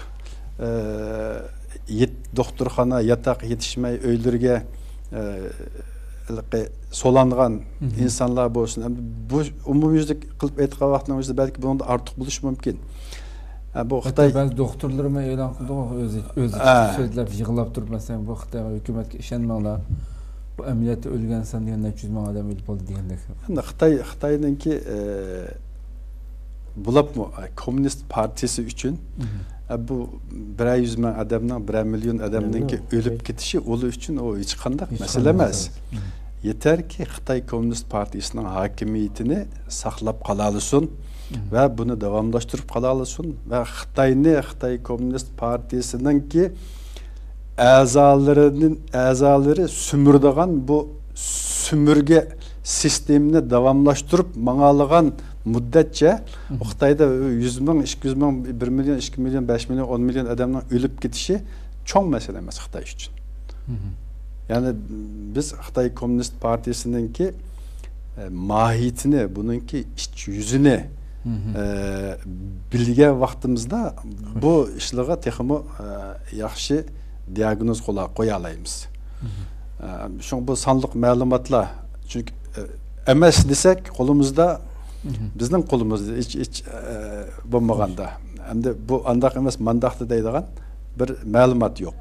Dünya Sağlık Səhiyyə Təşkilatınınki açıklagan rakamdırmı, başka devletlerin açıklagan rakamdırmı hem de şu boğandı ki hem de şunu baz elip işiltişten başka çare yok. Şimdi bu bilginin felsefesi var, epistemoloji deydi.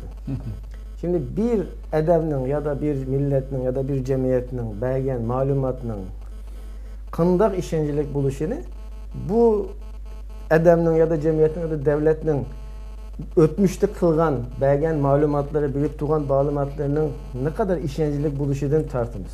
Hoş. Şimdi Xitayga kelgende sadece bugünkü komünist rejim emas.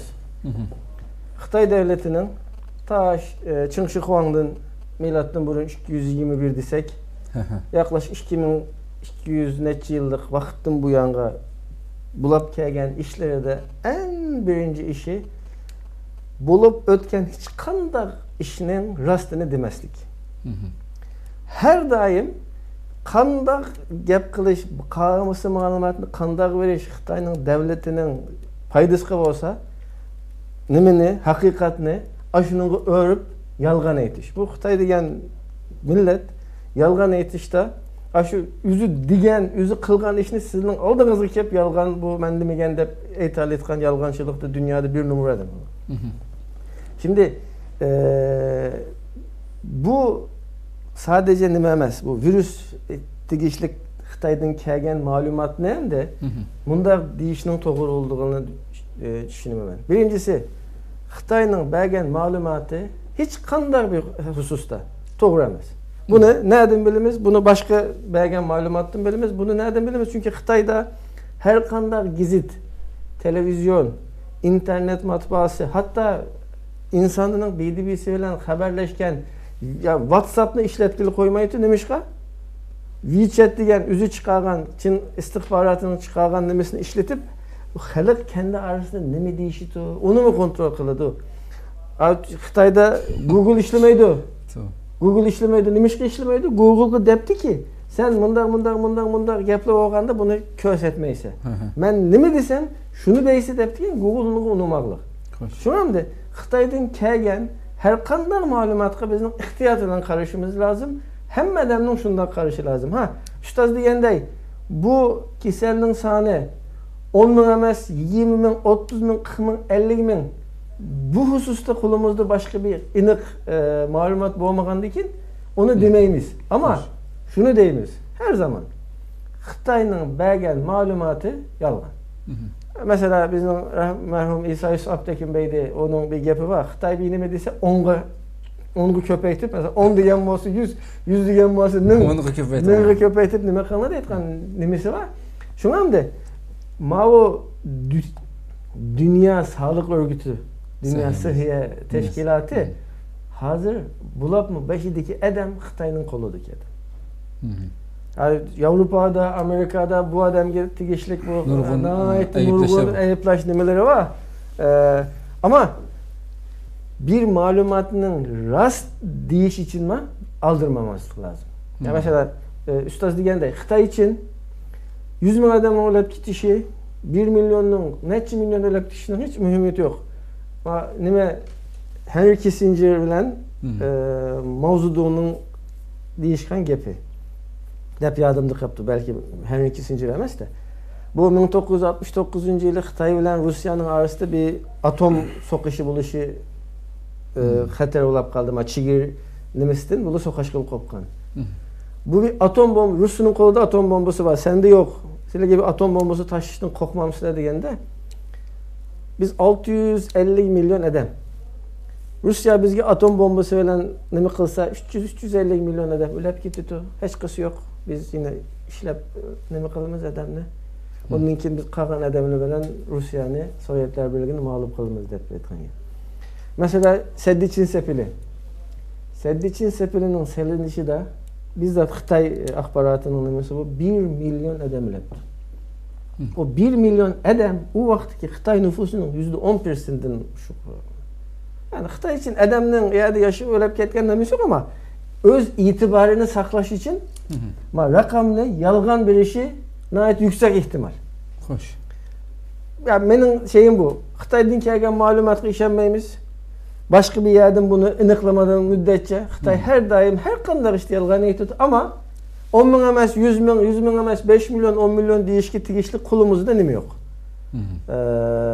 O biz gibi yine bir malumat birerleydiğen bir çünkü o Xitay'a mesela bunun doğru mu yanlış mı buluşunu ölçeş için hem de bir adamın berip Xitay'daki bu malumat ne vesaireni bir tetkik kıla alışı lazım. Anlar bir işte mümkün olmaganlık hem de. Şu ama bu Xitay'nın degen gepinin yalganlıkının temasını turuşumuz lazım dep ne bakalım ben düşünüyorum her qanday demede. Ben de hazır şu ne çıkımı ketar başka garip dünyalarda gündüzü bu tarqılış virüsününki küçük ketayotgan bir mezgilde mesela bizning vatandan butunlay karantina qilgandek qilayotganda hozir butun Xitoy xabarlarida hammish qatnashning hamma narsaning asli kelganligini e'lon qildi. Xitoyning ichida shu Wuhandan boshqa shaharlarda hammishning asliga kelganligini deyotdi. Amaliyotda hech qanday bir bu kasallikka qarshi turadigan ya bir doğru vaksin bir narsa ishlab chiqarilmoqlik. Bu qanday bo'lib tuyuqsiz bu narsa chiqib qoldi. Dunyoda buni bir inkor qilgan bir axborotni ko'mib o'qmasanga. Buningki qanday o'qish kerak bu narsa? Endi bu Xitoy bu ishga dastlabda sal qaradi. Abayım biraz dep öttük. 13. aydan 31 ile 1. aydan 26'sıçilik bo'lgan bu bir ayga yaqin vaqt ichida sal qaradi. Belki bunu hem de şunda qarashıq buldu. Bir Xitay öz bilerek bununki biraz yayılışıga yol koydu. Yani yol koyuş arkalık nimege erişti degen vaqtның özünde halkta bir vahim. Bütün Xitay halkıda, Xitay miqyasıda. Yani Xitayda bununki tarqalmagan hiçbir rayonu yok. Hem yerge tarqaldı. Hem yerde vahim payda kıldı. Bu vahim payda kılış arkalık ondaki dastlapda nime elip badi Wuhan'ı şehrini karantinaga aldı. Ondan keyin bütün Hubei өлküsünü karantinaga aldı. Ondan keyin asta bu başka şehirlige yayılışga başladı. Ama bu nime dep qaraymiz? Nemişki bundaq bir yolunu tuttu. Dep bu emde paraz, tahminler. Bir insanlığını baş kuruşununki en kolay usullerinki birisi onun devamlı korku silip turuş. Korkutup turuş arkalık manda kılsan ülüse, yani ölümünü köstüp, Türkiye'den bir gep var, ölümünü köstüp vebaga razı kıptı deydiğen bir makal temsili var. Şundan okşaş. Xitayga bütün devletninki hemme yerige insanlığını bir kontrol mekanizmasınınki içige ilip aldı endi hazır. Bu virüsünü bahane kılış arkalık bolsun mu? Sırtqı çıkanmıdı, iş yeriga ketenmedi, ondakin bazıları yaydigan, içidigan narsa tapanmıdı, davalanish. Bununki yani birisi avayqı degan gaplarni biraz destekleşi mümkün. Bütün insanlarını öyge solap koyaqlık. Hoşnusu da ya ki mahallesi de ya ki başka yerde kimden ölgeldiği, kimden ölmegeldiğini hiç kim bilmeydi. Fakat mesela ölgen bolsa hükümetninki ya ki Komünist Parti'nin münasebetlik yerlerge haber kıldı, o kilidi, apurdu, köydürdü, ya ki kömüdü, şimdi olan tügeydi. Umumyüzlük Xitay'daki umumi sanlık malumatınınki oturup çıkışına bu şekilde yoşura algan oldu. İkinci dönemde meyli Dünya Sağlık Teşkilatı, Sihya Teşkilatı olsun ya ki başka devletli olsun hazır Xitay'a nispeten dinimizdeki Xitay bu keselini yendi. Bunun da Xitay galbi kazandı dep qarılaqlıq Xitayımı özümü dünya bizge rahmet etiş gerek. Biz bu kesellikninki taqılışninki aldın alaldık. Biz bu virüsünü yendik. Dep dünyaya bu özününki bu ilanını özününki nemesine qılalıq da hamda. Bunu qandaq qaraymiz degan vaqtida Xitayda bulap ötken bu virüsün aldığına ağaçlık boğan jarayanda meyli sosyal ve ictimai taratqularda kögen acayip vahşi görünüşlü var. Vuruvatkan, destavatkan, bağlavatkan hatta hem de belki öldürgen ahvalımı buluşum mümkün. Lekin bunu açıkça bilemegandligimiz için bunu azı birim diyemeyiz. Neticede Xitaydan ki açıklanan rakamlara göre hem de azlaqlıq. Keyinki vaqtida hani işkanlıq rakamda işlik düşülük endi. Hatta 10 netçe 20 netçe degandek görülgen kesel vaqası. Bu chet elde başka yerde Xitay bundan g'alaba qildi deb qaraldigan bir tushunchani yaratdiqliq. Yani bir mesele var. G'alaba qilgan insonga g'alba qilishdan burun ilip bağan nurgun metodları, nurgun faaliyetleri unutulup gidiyor. Ahirki g'alba qildi mı, qilmadi mı?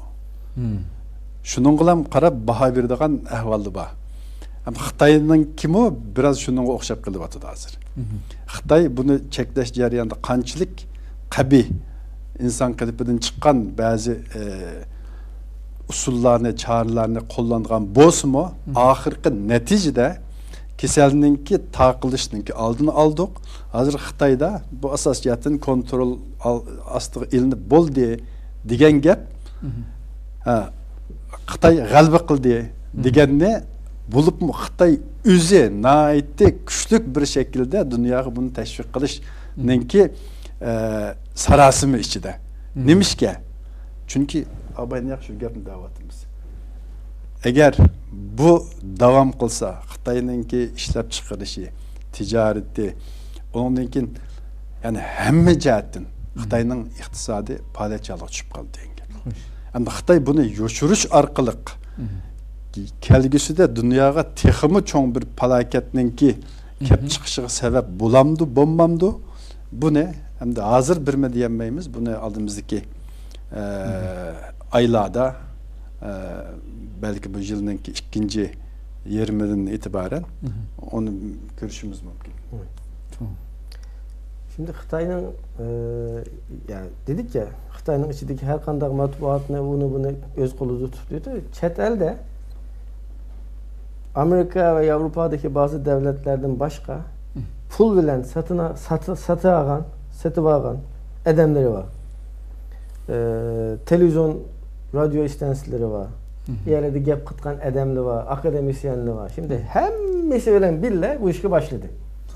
Yani biz bu işini tükettik, bu işten galba kıldık, dünya bizge minnettar buluşu lazımdı. Hatta işte Türkiye'de malum bir nemi var, kesin var. Her gün bir tanesi bir televizyon kanalda çıkıp gap kalıverdi de şu hem de bu propagandanın nemisi bu. Asasen yerdeki ahval kandak, hiç kandak adam okumaydı. Yani bir adamın berep, Xitay bir yerde 100 bin adam kişisel oldu, 10 bin öldü dese, ya 200 bin adam kişisel olup 20 bin öldü mü? Ya hiç kişisel yok mu? Biz kişiselini tükettik dese, hakikaten bu adam kişiselini tüketti mi, tüketmedi mi? Bunu yere berep iniqlaytkan, bunu tədqiq qıtkan, ne dünyada bir adam, ne başka bir teşkilat, hiç kandak benim ruhsat kılmakandı ki hem de. Ma başta degende hem de Xitay'nın degen her kandak yapıya ihtiyat bilen karışımız lazım. Ya bu kişisel işi de belki ciddi, şu ilk başta birinci nemede başkudaki ciddi yoğunap ketişi belki bir toxtaşı mümkün ama nim bolup ketkenlikini hem daha üstada degende bir işgay etrafı da bu iş bütün dünyada belli bir soğuğan dinkin an yine hukukulu butuğun ama ben yine her zaman ve zeminde Xitay'nın belgen malumatıga ihtiyat bilen karayma. Mesela bu ilk başta çıkkanda şimdi dünya nimişki teşekkür edemiş Xitay'a ya. Bu virüs ne? Bu Wuhan'dan çıkan, Xitay'dan çıkan virüs ne? Bir ay hiç nimi kılmay, ciddiga almay, bütün dünyayı takip bolgandan keyin an tedbir elip yalnız Xitay'dakini tüketken için mi biz bu Xitay'a teşekkür edemiz? Bu mikropni dünyanın her kaysını takip edip dünyanın iktisadını beş bete kılıp atkandan keyin biz Xitay'a teşekkür edemiz mi? Mao mesela Li Wenliang'dan bir tane doktor 12. ayda ya manda bir mikrop var takılıp kitipti deptiken doktor adaşlarına bunu yığıp pişmanlıkını bildirtipti. Biz dedikodu çıkardık, biz yalgan gap çıkardık, bizni köçürünleri. Bu mikrop ilk çıkan vakitte bunu yuşurup o Wuhan'daki netçi milyon adam Xitay'nın her cayıga, dünyanın her yerine takip bolgandan keyin an tedbir kılıp bunu yok ettim deyip tekine dünya bizge müteşekkir olsun demiş o. Çok öldü. Ne ait kızlık iş ya bu dünyanın hem yerine takip oldu. Xitay'a yarışı da namussuz olgan. Tabii şunu dedik ya baştan. Şunu dedik ya baştan. Ya bu Xitay aşı nait inik. Aşı asmandaki künde inik demeneme inkar kılalaydı ya. Hiç neme yok bu. Onda bir yüz, bir numus yok. Her kanda doğru işini yalgan diye etkan olgandan keyin hazır var mı de dedik ya onun iktisadının aldı da inaveti tökeldi. İnaveti tökeldi. Şimdi mesela Xitay bu bir belvak, bir yol, Avrupa, iyerde Afrika'da, iyerde bir yerde meblağ selip, karxana elip iş kılırlar ya. %57% en az degende Xitay işçi yapırken Xitay'dan. Dünyadaki bütün muşu meblağ sağan şirketlerde. Şimdi hem de şunu oylaydı. Bu yarasa yitkan, yılan yitkan, saçkan yitkan adamını kelip bizning devletimizde işlemdi yitkan diye hem adamdan kaldıskını. Şuna Xitay'nın İstanbul'daki konsolosu kep biz nime etmiz dedi ya. Numusqa mı inkar kılardı ya. Bu işte bu ya. Bizning tamak tizimlikimizni, tamak kültürümüzni, medeniyetimiz bu yok demek. Bu yok dedi de biz anda vahşi hayvan yemeyimiz dedi. Ya bunda adam bula. Burada yalganın, inkarının nemesi yok. Bir ortaçaki neme yok. Ya ma gapni mi qilmas, ya ma ishni mi qilmas degil olmaydi. Herkes. Bundaq bir millet bu. Şuna hamda bu çıkan gapga men ihtiyat bilan qaraymiz. Çünkü ama öyle ya da böyle deyiş için neme lazım? Bu bağımsız bir kaynak deymiz Türkçe'de. Müstakil bir nemeden bir bilgi o yerden ama Xitaydan andaq bir malumat eliş mümkün olmagandakin. Aldığımızdaki vakitte hem de bir gap var Türkçe'de. Çaşını kesip aldığı çüygende ak mı kara mı kögül otudaydı da.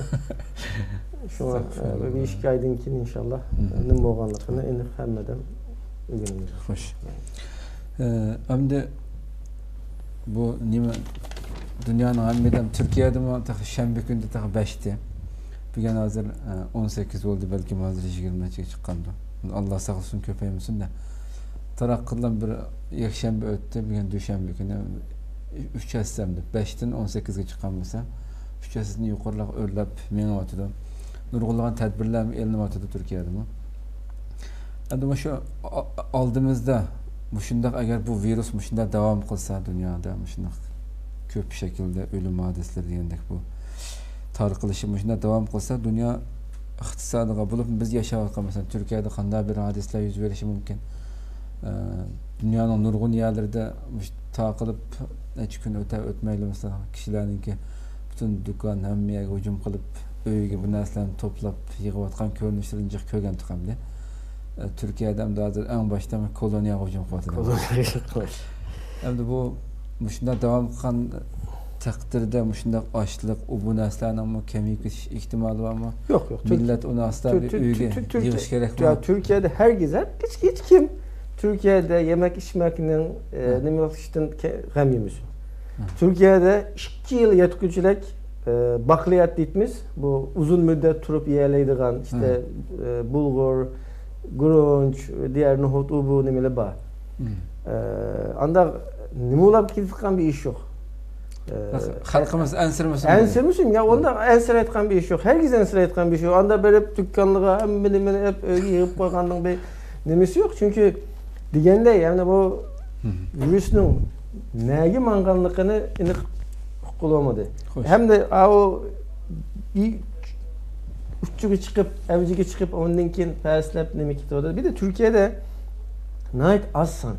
Şimdi o 3'nin 5-18 oluşu şöyle bir adam en az 5-6 adam bilen temas kılgandıkin o ilk etapta 3'nin 5-12 buluşuna ait normal onun nemesi yok. Bence Türkiye'de her kanda öz bulap mı bu yemek içmek bu işte de ensir etken bir iş yok. Hiç kim anda verip dükkanın onu bunu malzemeni elip yığıp ne okumasın. O işte bir inimi yok. O bence herkes anda bir hatar vesaire yok. Türkiye'nin iktisadıga tegishlik asosiy xatar bu kişilerin Avrupa'da uzun müddet nımulap ketiş hem de. Çünkü nurgun nesler bir emelden kaldırıldı mesela. Meyli ol nurgun çoğun toplantılar olsun. Bu Türkiye'nin iktisadına zor bir tesir gösterdi. Seyahatler mesela uçuşlar mesela Avrupa'nın nurgun devletlerine takıldı. Yani esasen bu işlerin Türkiye'nin iktisadıga belli bir nispet nimesi var ama asasik nime Türkiye'de. Türkiye'nin ihracatının, eksportunun %50%'ni Avrupa'da.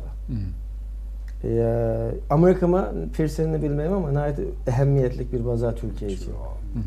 5-6% tarafında. Şu anda etip gelgende %50-60%'nin ihracatını kılgan bir yerdeki kişinin nimesi var Türkiye'ye.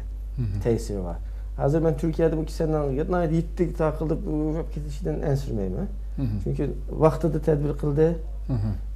Sahanın ait köpeğimedin mekteplerini tatil kıldı. Hani Diyanet İşleri cemaatüler namaz kılışını cümenime neme kıptı. Şu anda Türkiye'de anda bir ciddi işte bulap gitişeden ensirmeyim ama iktisat dedik diyende bu Avrupa bulap İtalya, İspanya gibi bu şu Akdeniz çevresindeki devletlerde neme gitişi bence Türkiye'nin iktisadı cekhe hatarlı iş. Yani birisi bu virüsün ki biz Şarkı Türkistanlıqlarga qandaq ta'sir buldu.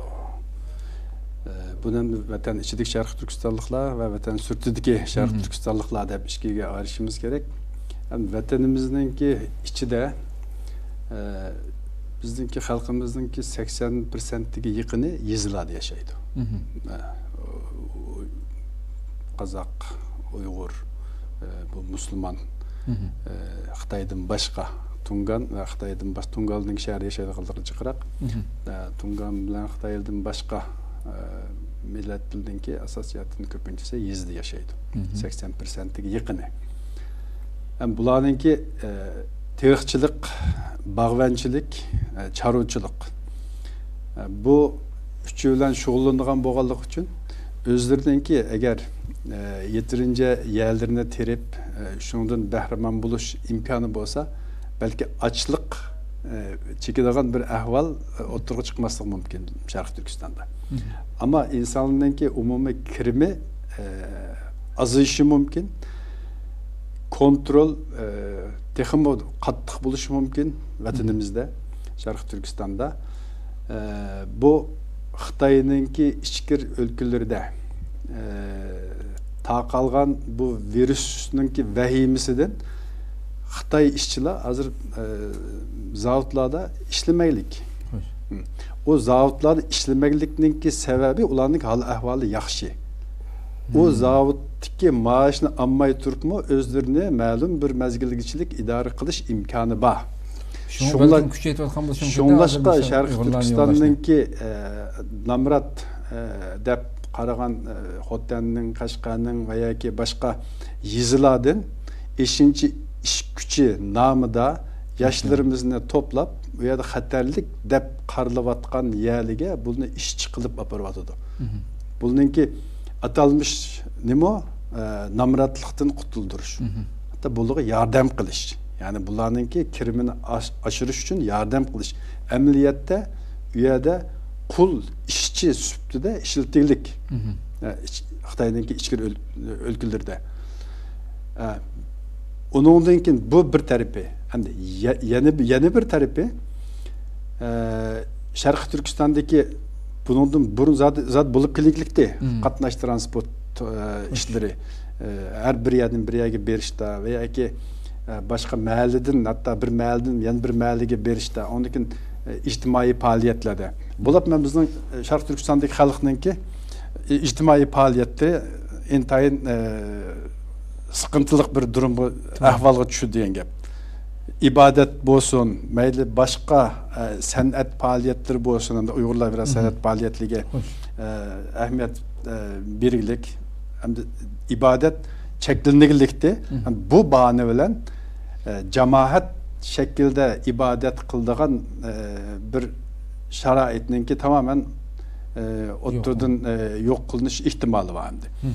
Chet eldagi Sharq Turkistonlik qarindoshlarımızga deydigan tavsiyalarimiz bu Dünya Sihiya Teşkilatı tarafidan ondan har qaysi davlatlarninki Sihiya Ministerlikdagi munosabatlik organlar tarafidan bu kasalning, bu yuqumninki oldini olish uchun nimalarni qilish kerak? To'g'riliq nayt keng ko'lamlik bilinç, bilgilendirish yig'inlari va broşürleri ashunga o'xshash nurg'un mayli ijtimoiy taratqularda bo'lsin, bu ilib berilyotdi. Bunga diqqat qilish kerak bizniki vatandaşlarımız.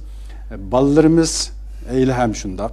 Mesela Türkiye'de maktabda ta'til qildi. Ta'til qilingandan keyin bu tozalik qurollarga uygun bir şekilde o'zininki kundalik turmushlarini ilib boradigan bir şekilde hareket ilib berish kerak. Bizniki kurslarımız Uyg'urlarga içilgan kurslarımız o'zininki bu ishga uygun bir usulni tepib, shuningga asosan hareket ilib berish kerak. Hech bo'lmasa 3-chi oyninki oxirgichilik. Çünkü bugün ayının kaçısı 16'da. 16 3. ayının ahırgıçlık bir 2 haftadak vaqt o'tgan bo'ldi. Bu kasalninki o'ttirg'i chiqish vaqti 2 hafta deb qarilib kelayotgan 14 gün. Ham bu 14 gün muhim bir vaqt. Bu 14 günden keyin, ondan keyin biz Türkiye'ninki belki bugünden başlab hisoblasa, bundan keyin 14 günden keyin yoki 10 günden keyin Türkiye'nin umumi bu virüs karşı elip berilayotgan usullerinki çağrı tədbirlərinin qanchalik ishga yarab yarmaganligini vaqt ko'ra olamiz. Ondan boshqa O'rta Osiyodagi qarindoshlarimiz bor. Hamda O'rta Osiyoda hozir Qozog'iston, Qirg'iziston, O'zbekiston, Türkmenistan, Tacikistan qatorliq davlatlar. Ham bulda bek aniq ma'lumot yo'q. Bu ma'lumotninki yo'qligi u yerda bu kasallikki bo'lmaganligidan bo'lmasligi mumkin. Balki u yerdagi ba'zi yerda buningki diagnozini qo'yib dahi açıqlab bulanmagan buluşum mümkün. Çünkü Afrika'daki nurgun devletleri hazır bu kesel körüneklik dep ilan kılınmalık. Afrika'daki 3'ten 1'e yakın devletlerde bu kesel köründü değilik kağalları da yok. Kağalları da yok buluşunun sebebi olanınki bu keselini diagnoz koyduğun belki sistemininki eksikliğinden buluşum mümkün. Şunu hem de O'rta Asya'daki bizimki G'arbiy Türkistan'daki qarindoshlarımızdan hammasi bu şu devletlerninki belgileyen tazlık kurallarga bu kasallikning oldini olish haqidagi belgilanmalarga rioya qilib shu bo'yicha o'zininki hayotlarini turmushini davomlashtirsa deymiz. Yana birisi hamda bu chet eldagi Uyg'urlarninki iqtisodiy ahvali qanday ta'sir ko'rsatdi. Hamda bunun biz dunyoni ancha-muncha deb o'tdik. Hamda bu Uyg'urlarninki ko'proq yashaydigan yerlari hozir Yevropa, Türkiye, ondan başka Qozog'iston, Qirg'iziston, O'zbekiston, hamda bu yerlarda ko'proq Uyg'urlar yasharlik. Yani o'zlarininki iqtisodini qo'g'dab qilish bu bir muhim iş bu kriz vaqtlarida. Yani qanday qo'g'dab qilamiz? Yani bu davamlıq sərgək buluş gerek. Elki qısqa vaqtliq məbləğ saldım deb yo'q bugun elib ertesi satıman deb ertesi çıkıp ketib naiti ciddilişip ketib derhal qo'ldagi bahane chiqarib qildigan ish emas, uzun vadlik məbləğ silish texim yaxshiroq bo'ladi. Ondan başqa belki bundan keyin dükkanlar, aşxanalarninki işleri ancha yaxshi bo'lmay qilish ehtimoli bor hamda bu kasallikka va mis sababli. Bular biraz o'zlarininki ahvolini shundan qarab bir o'ylashsa bo'ladi. Ondan başqa hamda qo'lida mablag'i bor insonlar uchun balki bir fursat, naqd puli bor insonlar uchun bir fursat kep qilish ehtimoli bor. Mush eng oxirgi savolim mushda hamda chet eldagilar masalan hozir masalan iqtisod paychek bo'lsin, dollar, oltinlar masalan egiz past bo'lyapti dedinglar. Kunda har xil o'zgarib turadi. Bu iqtisodni mablag' sog'uvchilar bugungi kunda qanday narsaga mablag' silish kerak yoki jim sizdan saqlab qilish bir masala dedingiz. Jim yostiqning ostida. Ya endi mandaq bir masala bor. Bu yerda biz tavsiye xarakterlik bir gapni deyishimiz to'g'ri bo'lmaydi. Endi yoki mandaq ishqi mablag' solsangiz bo'ladi, yoki uni olsangiz bo'ladi, yoki oltinga mablag' soling, yoki dollarga mablag' soling, yoki uy mulk, yoki yer iling. Bu şekilde bevosita buni deyishimiz to'g'ri emas. Ya'ni buni bizmi faqat taxmin qila olamiz. Buningki endi qanday bo'lganligini bilmaymiz tabii. O dunyoninki umumiy ahvolda munosabatlik ve bunun için naiti çunqur derecede mutaxassislashgan bir tadqiqot elib borgan uzun vaqtdan yaqinmiş ishni işte bo'layotgan bundan burungi tajribalar shundoq yashangan ahvolda o'tirg'i chiqqan vaziyat bularning hammasini o'rtaq muloyiza qilish orqali ondan keyin bundan ma'lum bir natija chiqarishga bo'ladi. Shunga hozir imkon bor kardeşimiz dep ötkendek hem tohumni bir süvetki koymang. Yani çünkü o süvet kolumuzdan çıkıp gidip kalsa bütün tohum çıkılıp gidiş ihtimali var. Şuna meblağ seliş doğru kep kalsa biraz onu arxillaştığını yaxşırak endi. Belki bazısı da ziyan tartış mümkün, bazısı da paydalış mümkün. Hiç olmasa oturça kıymetini qoğdap keliş imkanı buluşu mümkün. Hazır baza degan piyasa nayet ciddilişip ketdi. Hemme işine satqıltıdı. Bunda kriz diyeleydigan bir vaqtdamdı. Bu pulni tutup oltugan hukumet kanışkı kiygendin yaxşı. Esasen mavu şamal bu boran ötep ketkiçe pulunu yancukta tutup tugandan bir yere bağ sağgandan amdan yak olganlar. Ben bugün etdiğendim tatip bu ekonomik analiz anlayatımı. Hemmisini degen nime gepim şu.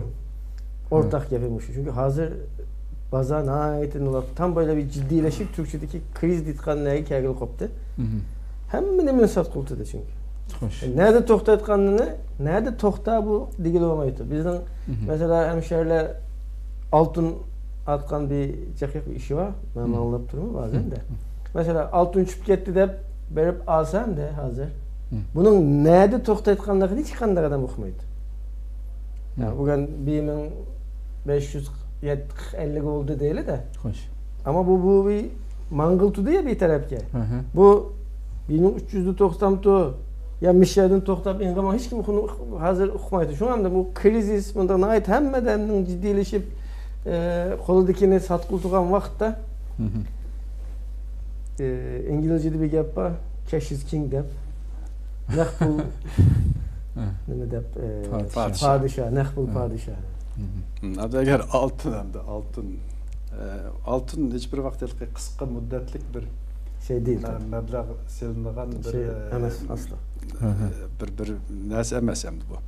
Hiç olmaz pulga ihtiyaç, ciddi ihtiyacı yok insanlar 5 yıl hatta 10 yıl.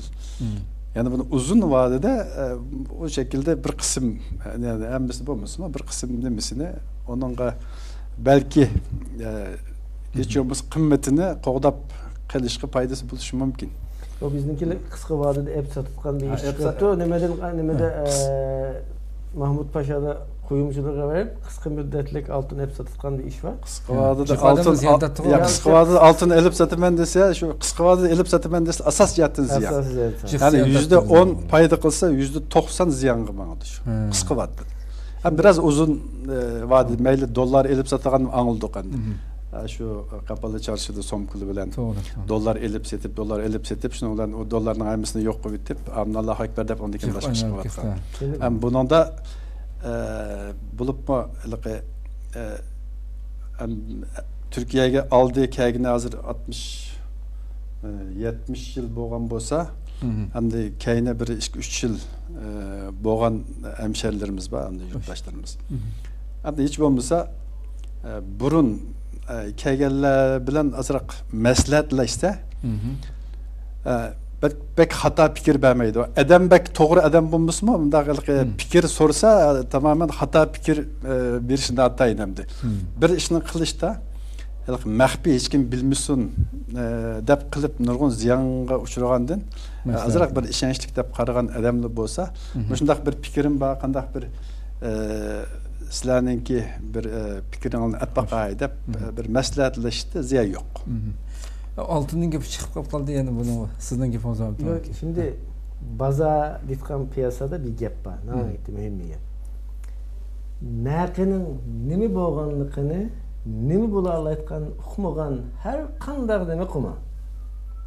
Mesela men altının nägi bana uqmay altın elip satsam bu bana qıma. Ama ustaz altının näqini ait amdan biladigan bir adam bolsa bu işni qılsa bu buldu. Hiç qandaq adam näqinin nimi bolganlygını bilmeydigan, nägi bana atkanlygy hoşda fikri bolmagan bir işni qılmaslyk lazım. O Təliyini sinap bakmaz. Təliyini sinap bakkandan başka bir iş emas o. Valini başlap ölçmüyor. Şu anda yeni bir gap bir sunun çukurluğunu iki parçak olan biriyle ölçeşinin haceti yok. Nime'niki altının gibi çıkıp kaldım da hazır mağalıkı uzun vadilik buluş gerek bu, uzun közleş gerek deyip. Nurgulluğa mesela hazır Türkiye'de mesela ayarlarına mesela yastık aslı kapkamasını deyip ayarlarınızı bozun bankaya koyup bunun da payından da teşvik kıldık. O bunlar gap o. O hem de o altın, yastıkның altında tutsa bu ekonominin teşti tuğan pul bu. Bu ekonominin teşti tuğan çünkü bu altın hem de bu ekonominin içigi elip bunu bir pul deb, bir sermaye kılıp, o sermayeni işletiş için kılgan iş o. Siz altını ekilin, bankaga selin, bankaga kelgenden keyin o pul hem de onun altını teminat gösterip, qaz belgilep otu, o pullar başka iş kılıp otu bankaga kalaganda nispeten. Bankaga sel altını koysalar, o altının mançirak altının var deb, onun kalıp banka onunla qaz vereli otu, meblağ sağlayıp Nim paydası hem de bu banka mesela sistemde 100 gram altın ekip koygan bolsanız siz altın almadığında altın vermeyi onun pulunu verir iken. Sizin altınız yok olgan boldu, kolunuzdan çıkayotgan boldu. Öyle saklasanız nak altınız var. Yok, bunun iki xil. Eğer altın alımen degan şekilde koyulgan bolsa altınga altın berdi. Eğer altın ne şu vaqtninki alımen degan vaqtida qancha pul bozorda qancha puldan setilib atgan bolsa şu baha boyunca birimen dese pulunu berdi. Yani onu şu koygan vaqtidagi banka bilan anglashishga bog'liq ishlar. Faqatlamalik altınni koyup bu pulga aylanıp ketadigan deyilik emas. Fiziki altın onu koyup fiziki altın alımen dep onu kılalaydı. Yani birisi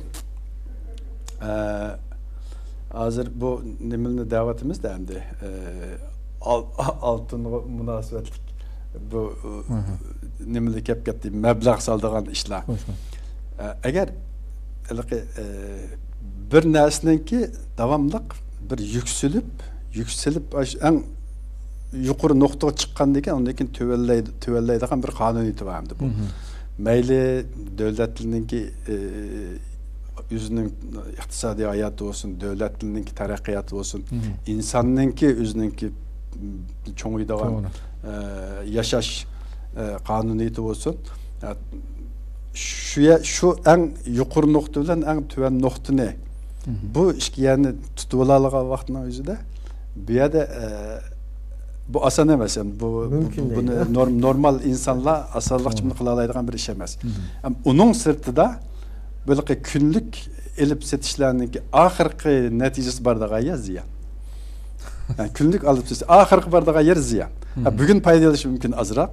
Yana bir gün buluş mümkün. Lekin aşınınga aşu kirip azırak kiriplam ahiri hemen yok tutulan iş buldu. Hem de ya ömürlük bunun okşaydıgan nesle eğer ihtiyacı yok nak pulu bolsa bulapın mesela nazırkıdaki ömürlükninki bahalarından düşken vakti.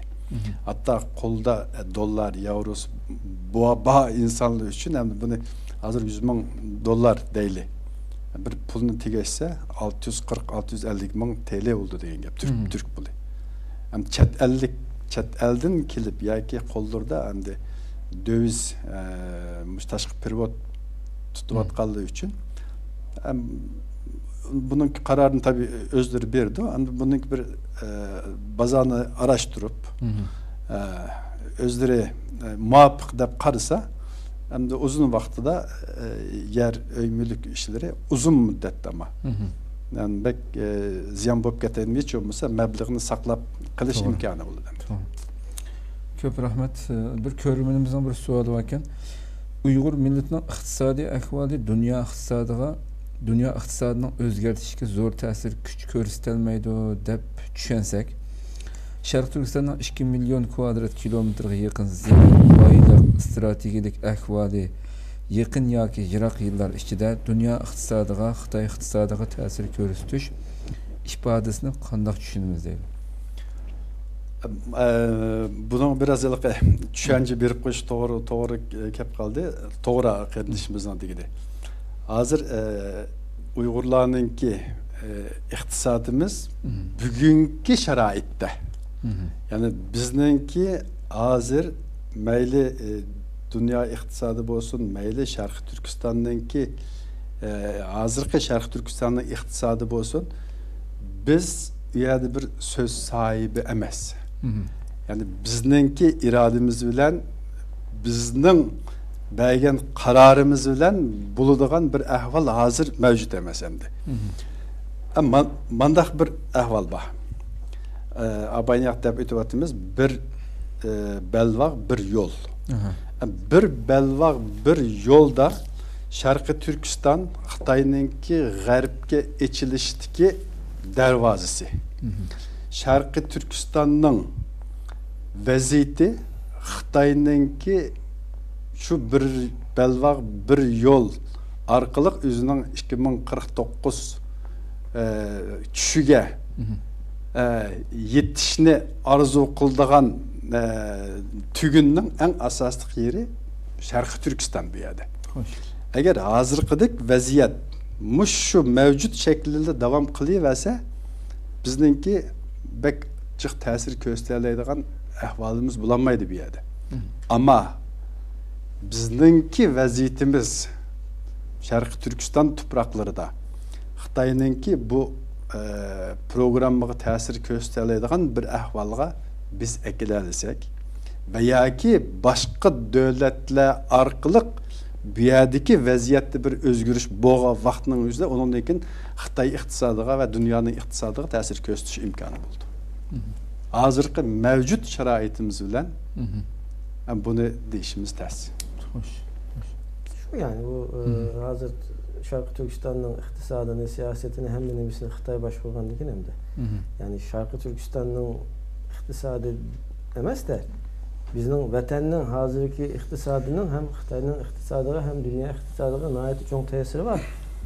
Xitoyning neftining %35%ni, tabiiy gazining %40%ni, kümening %50%ni bizning Şarkı Türkistan'dan chiqarib o'tdi Xitoy. Yani Şarkı Türkistan'dan çıkan bu nefret, tabiiy gaz, küme, başka nemeler olmasa zaten Xitoyning iqtisodi bugünkü haletinden nihoyatda nimaga tushib ketadi bu, nihoyatda aniq ham bu. Yani o vaziyette nimesi var tabii. Hem Xitoyning iqtisodiga hem dünya iqtisodiga ta'siri var ama biz Şarkı Türkistanlıların gap ilgisi olab karar berayotgan bir iqtisodimiz bo'lmaganligi hamda shunga tegishli degan gap. Hem nimedeki Şarkı Türkistan'ın teşhidiki Şarkı Türkistanlıların ama iqtisadi andagma bu İsrail'in dışındaki Yahudilerdek devletlerin iqtisadiga, siyasetiga ta'sir ko'rsatayotgan bir nimede emas endi.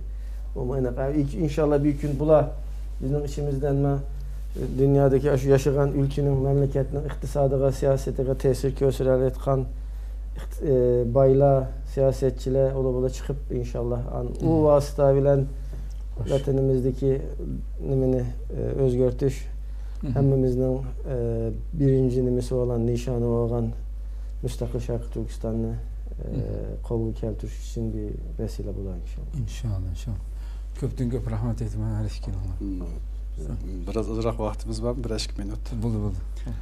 Yani biz hazır bu Xitoydagi Wuhan virusininki dunyo iqtisodiga ta'siri, Xitoy iqtisodiga ta'siri qanday bo'ldi degan temada suhbat elib bordik.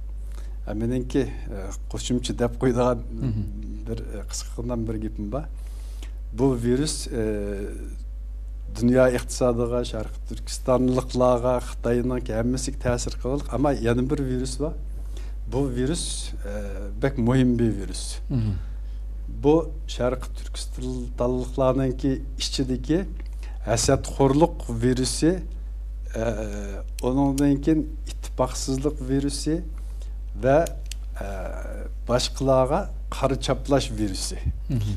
Bu virüs bizninki bevosita Sharqi Turkistonliklarga nihoyatda cho'ng ta'sir ko'rsatadigan bu Wuhan virusidanmi texmi cho'ng ta'sir ko'rsatadigan bir virus bo'lib qoldi.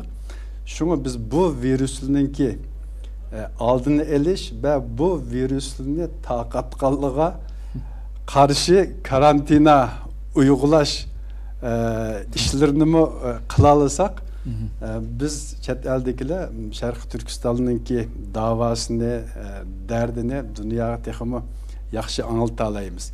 Endi yana birisi bu virus bizning Sharqi Turkistonliklarninki chet eldagi davoyimizga xili cho'ng darajada ta'sir yetkazdi. Chunki insonlarning hammasi hozir jon dardida. İqtisad derdide devletler. Şu Şarkı Türkistan'daki davasını halkara texmi keng anlatış ve bunu başkalarına düşündürüş, devletlininki yardımını kolga keltiriş bu cihetilde hazırca bizning uchun bek evzel bir şarait emas. Bu şaraitda biz öz içimizdeki virüsünü tazlaş arkalık bu virüsünü yengendan keyinki vaqtlığa nayet yaxşı bir şekilde tayyorlanishimiz kerak deb qarayman. Köpten köp rahmet. Allah razı olsun. Qadrli ko'ruvchilar, shuna qilib bugun programmamizni haqiqatan tarixiy bir şekilde 2 soat 10 minut bo'lib ketdi. Sabr qilib qizg'in ko'rib berganingiz uchun ko'p rahmat aytamiz. Sizlar uchun ko'p rahmat. Sabr qilib. Allah ömür berse yana bir qatımlıq söhbətdə inşallah aldığımızdaki aylarda görüşükçe aman boğayslar. Allah bu virüsten dünyanın bir yan kaplayatkan bu virüsten hemmimizni hemme insanlarını saklasın. Allah'a emanet boğayslar. Selamun Aleyküm ve Rahmetullahi Teala ve Berekatuhu.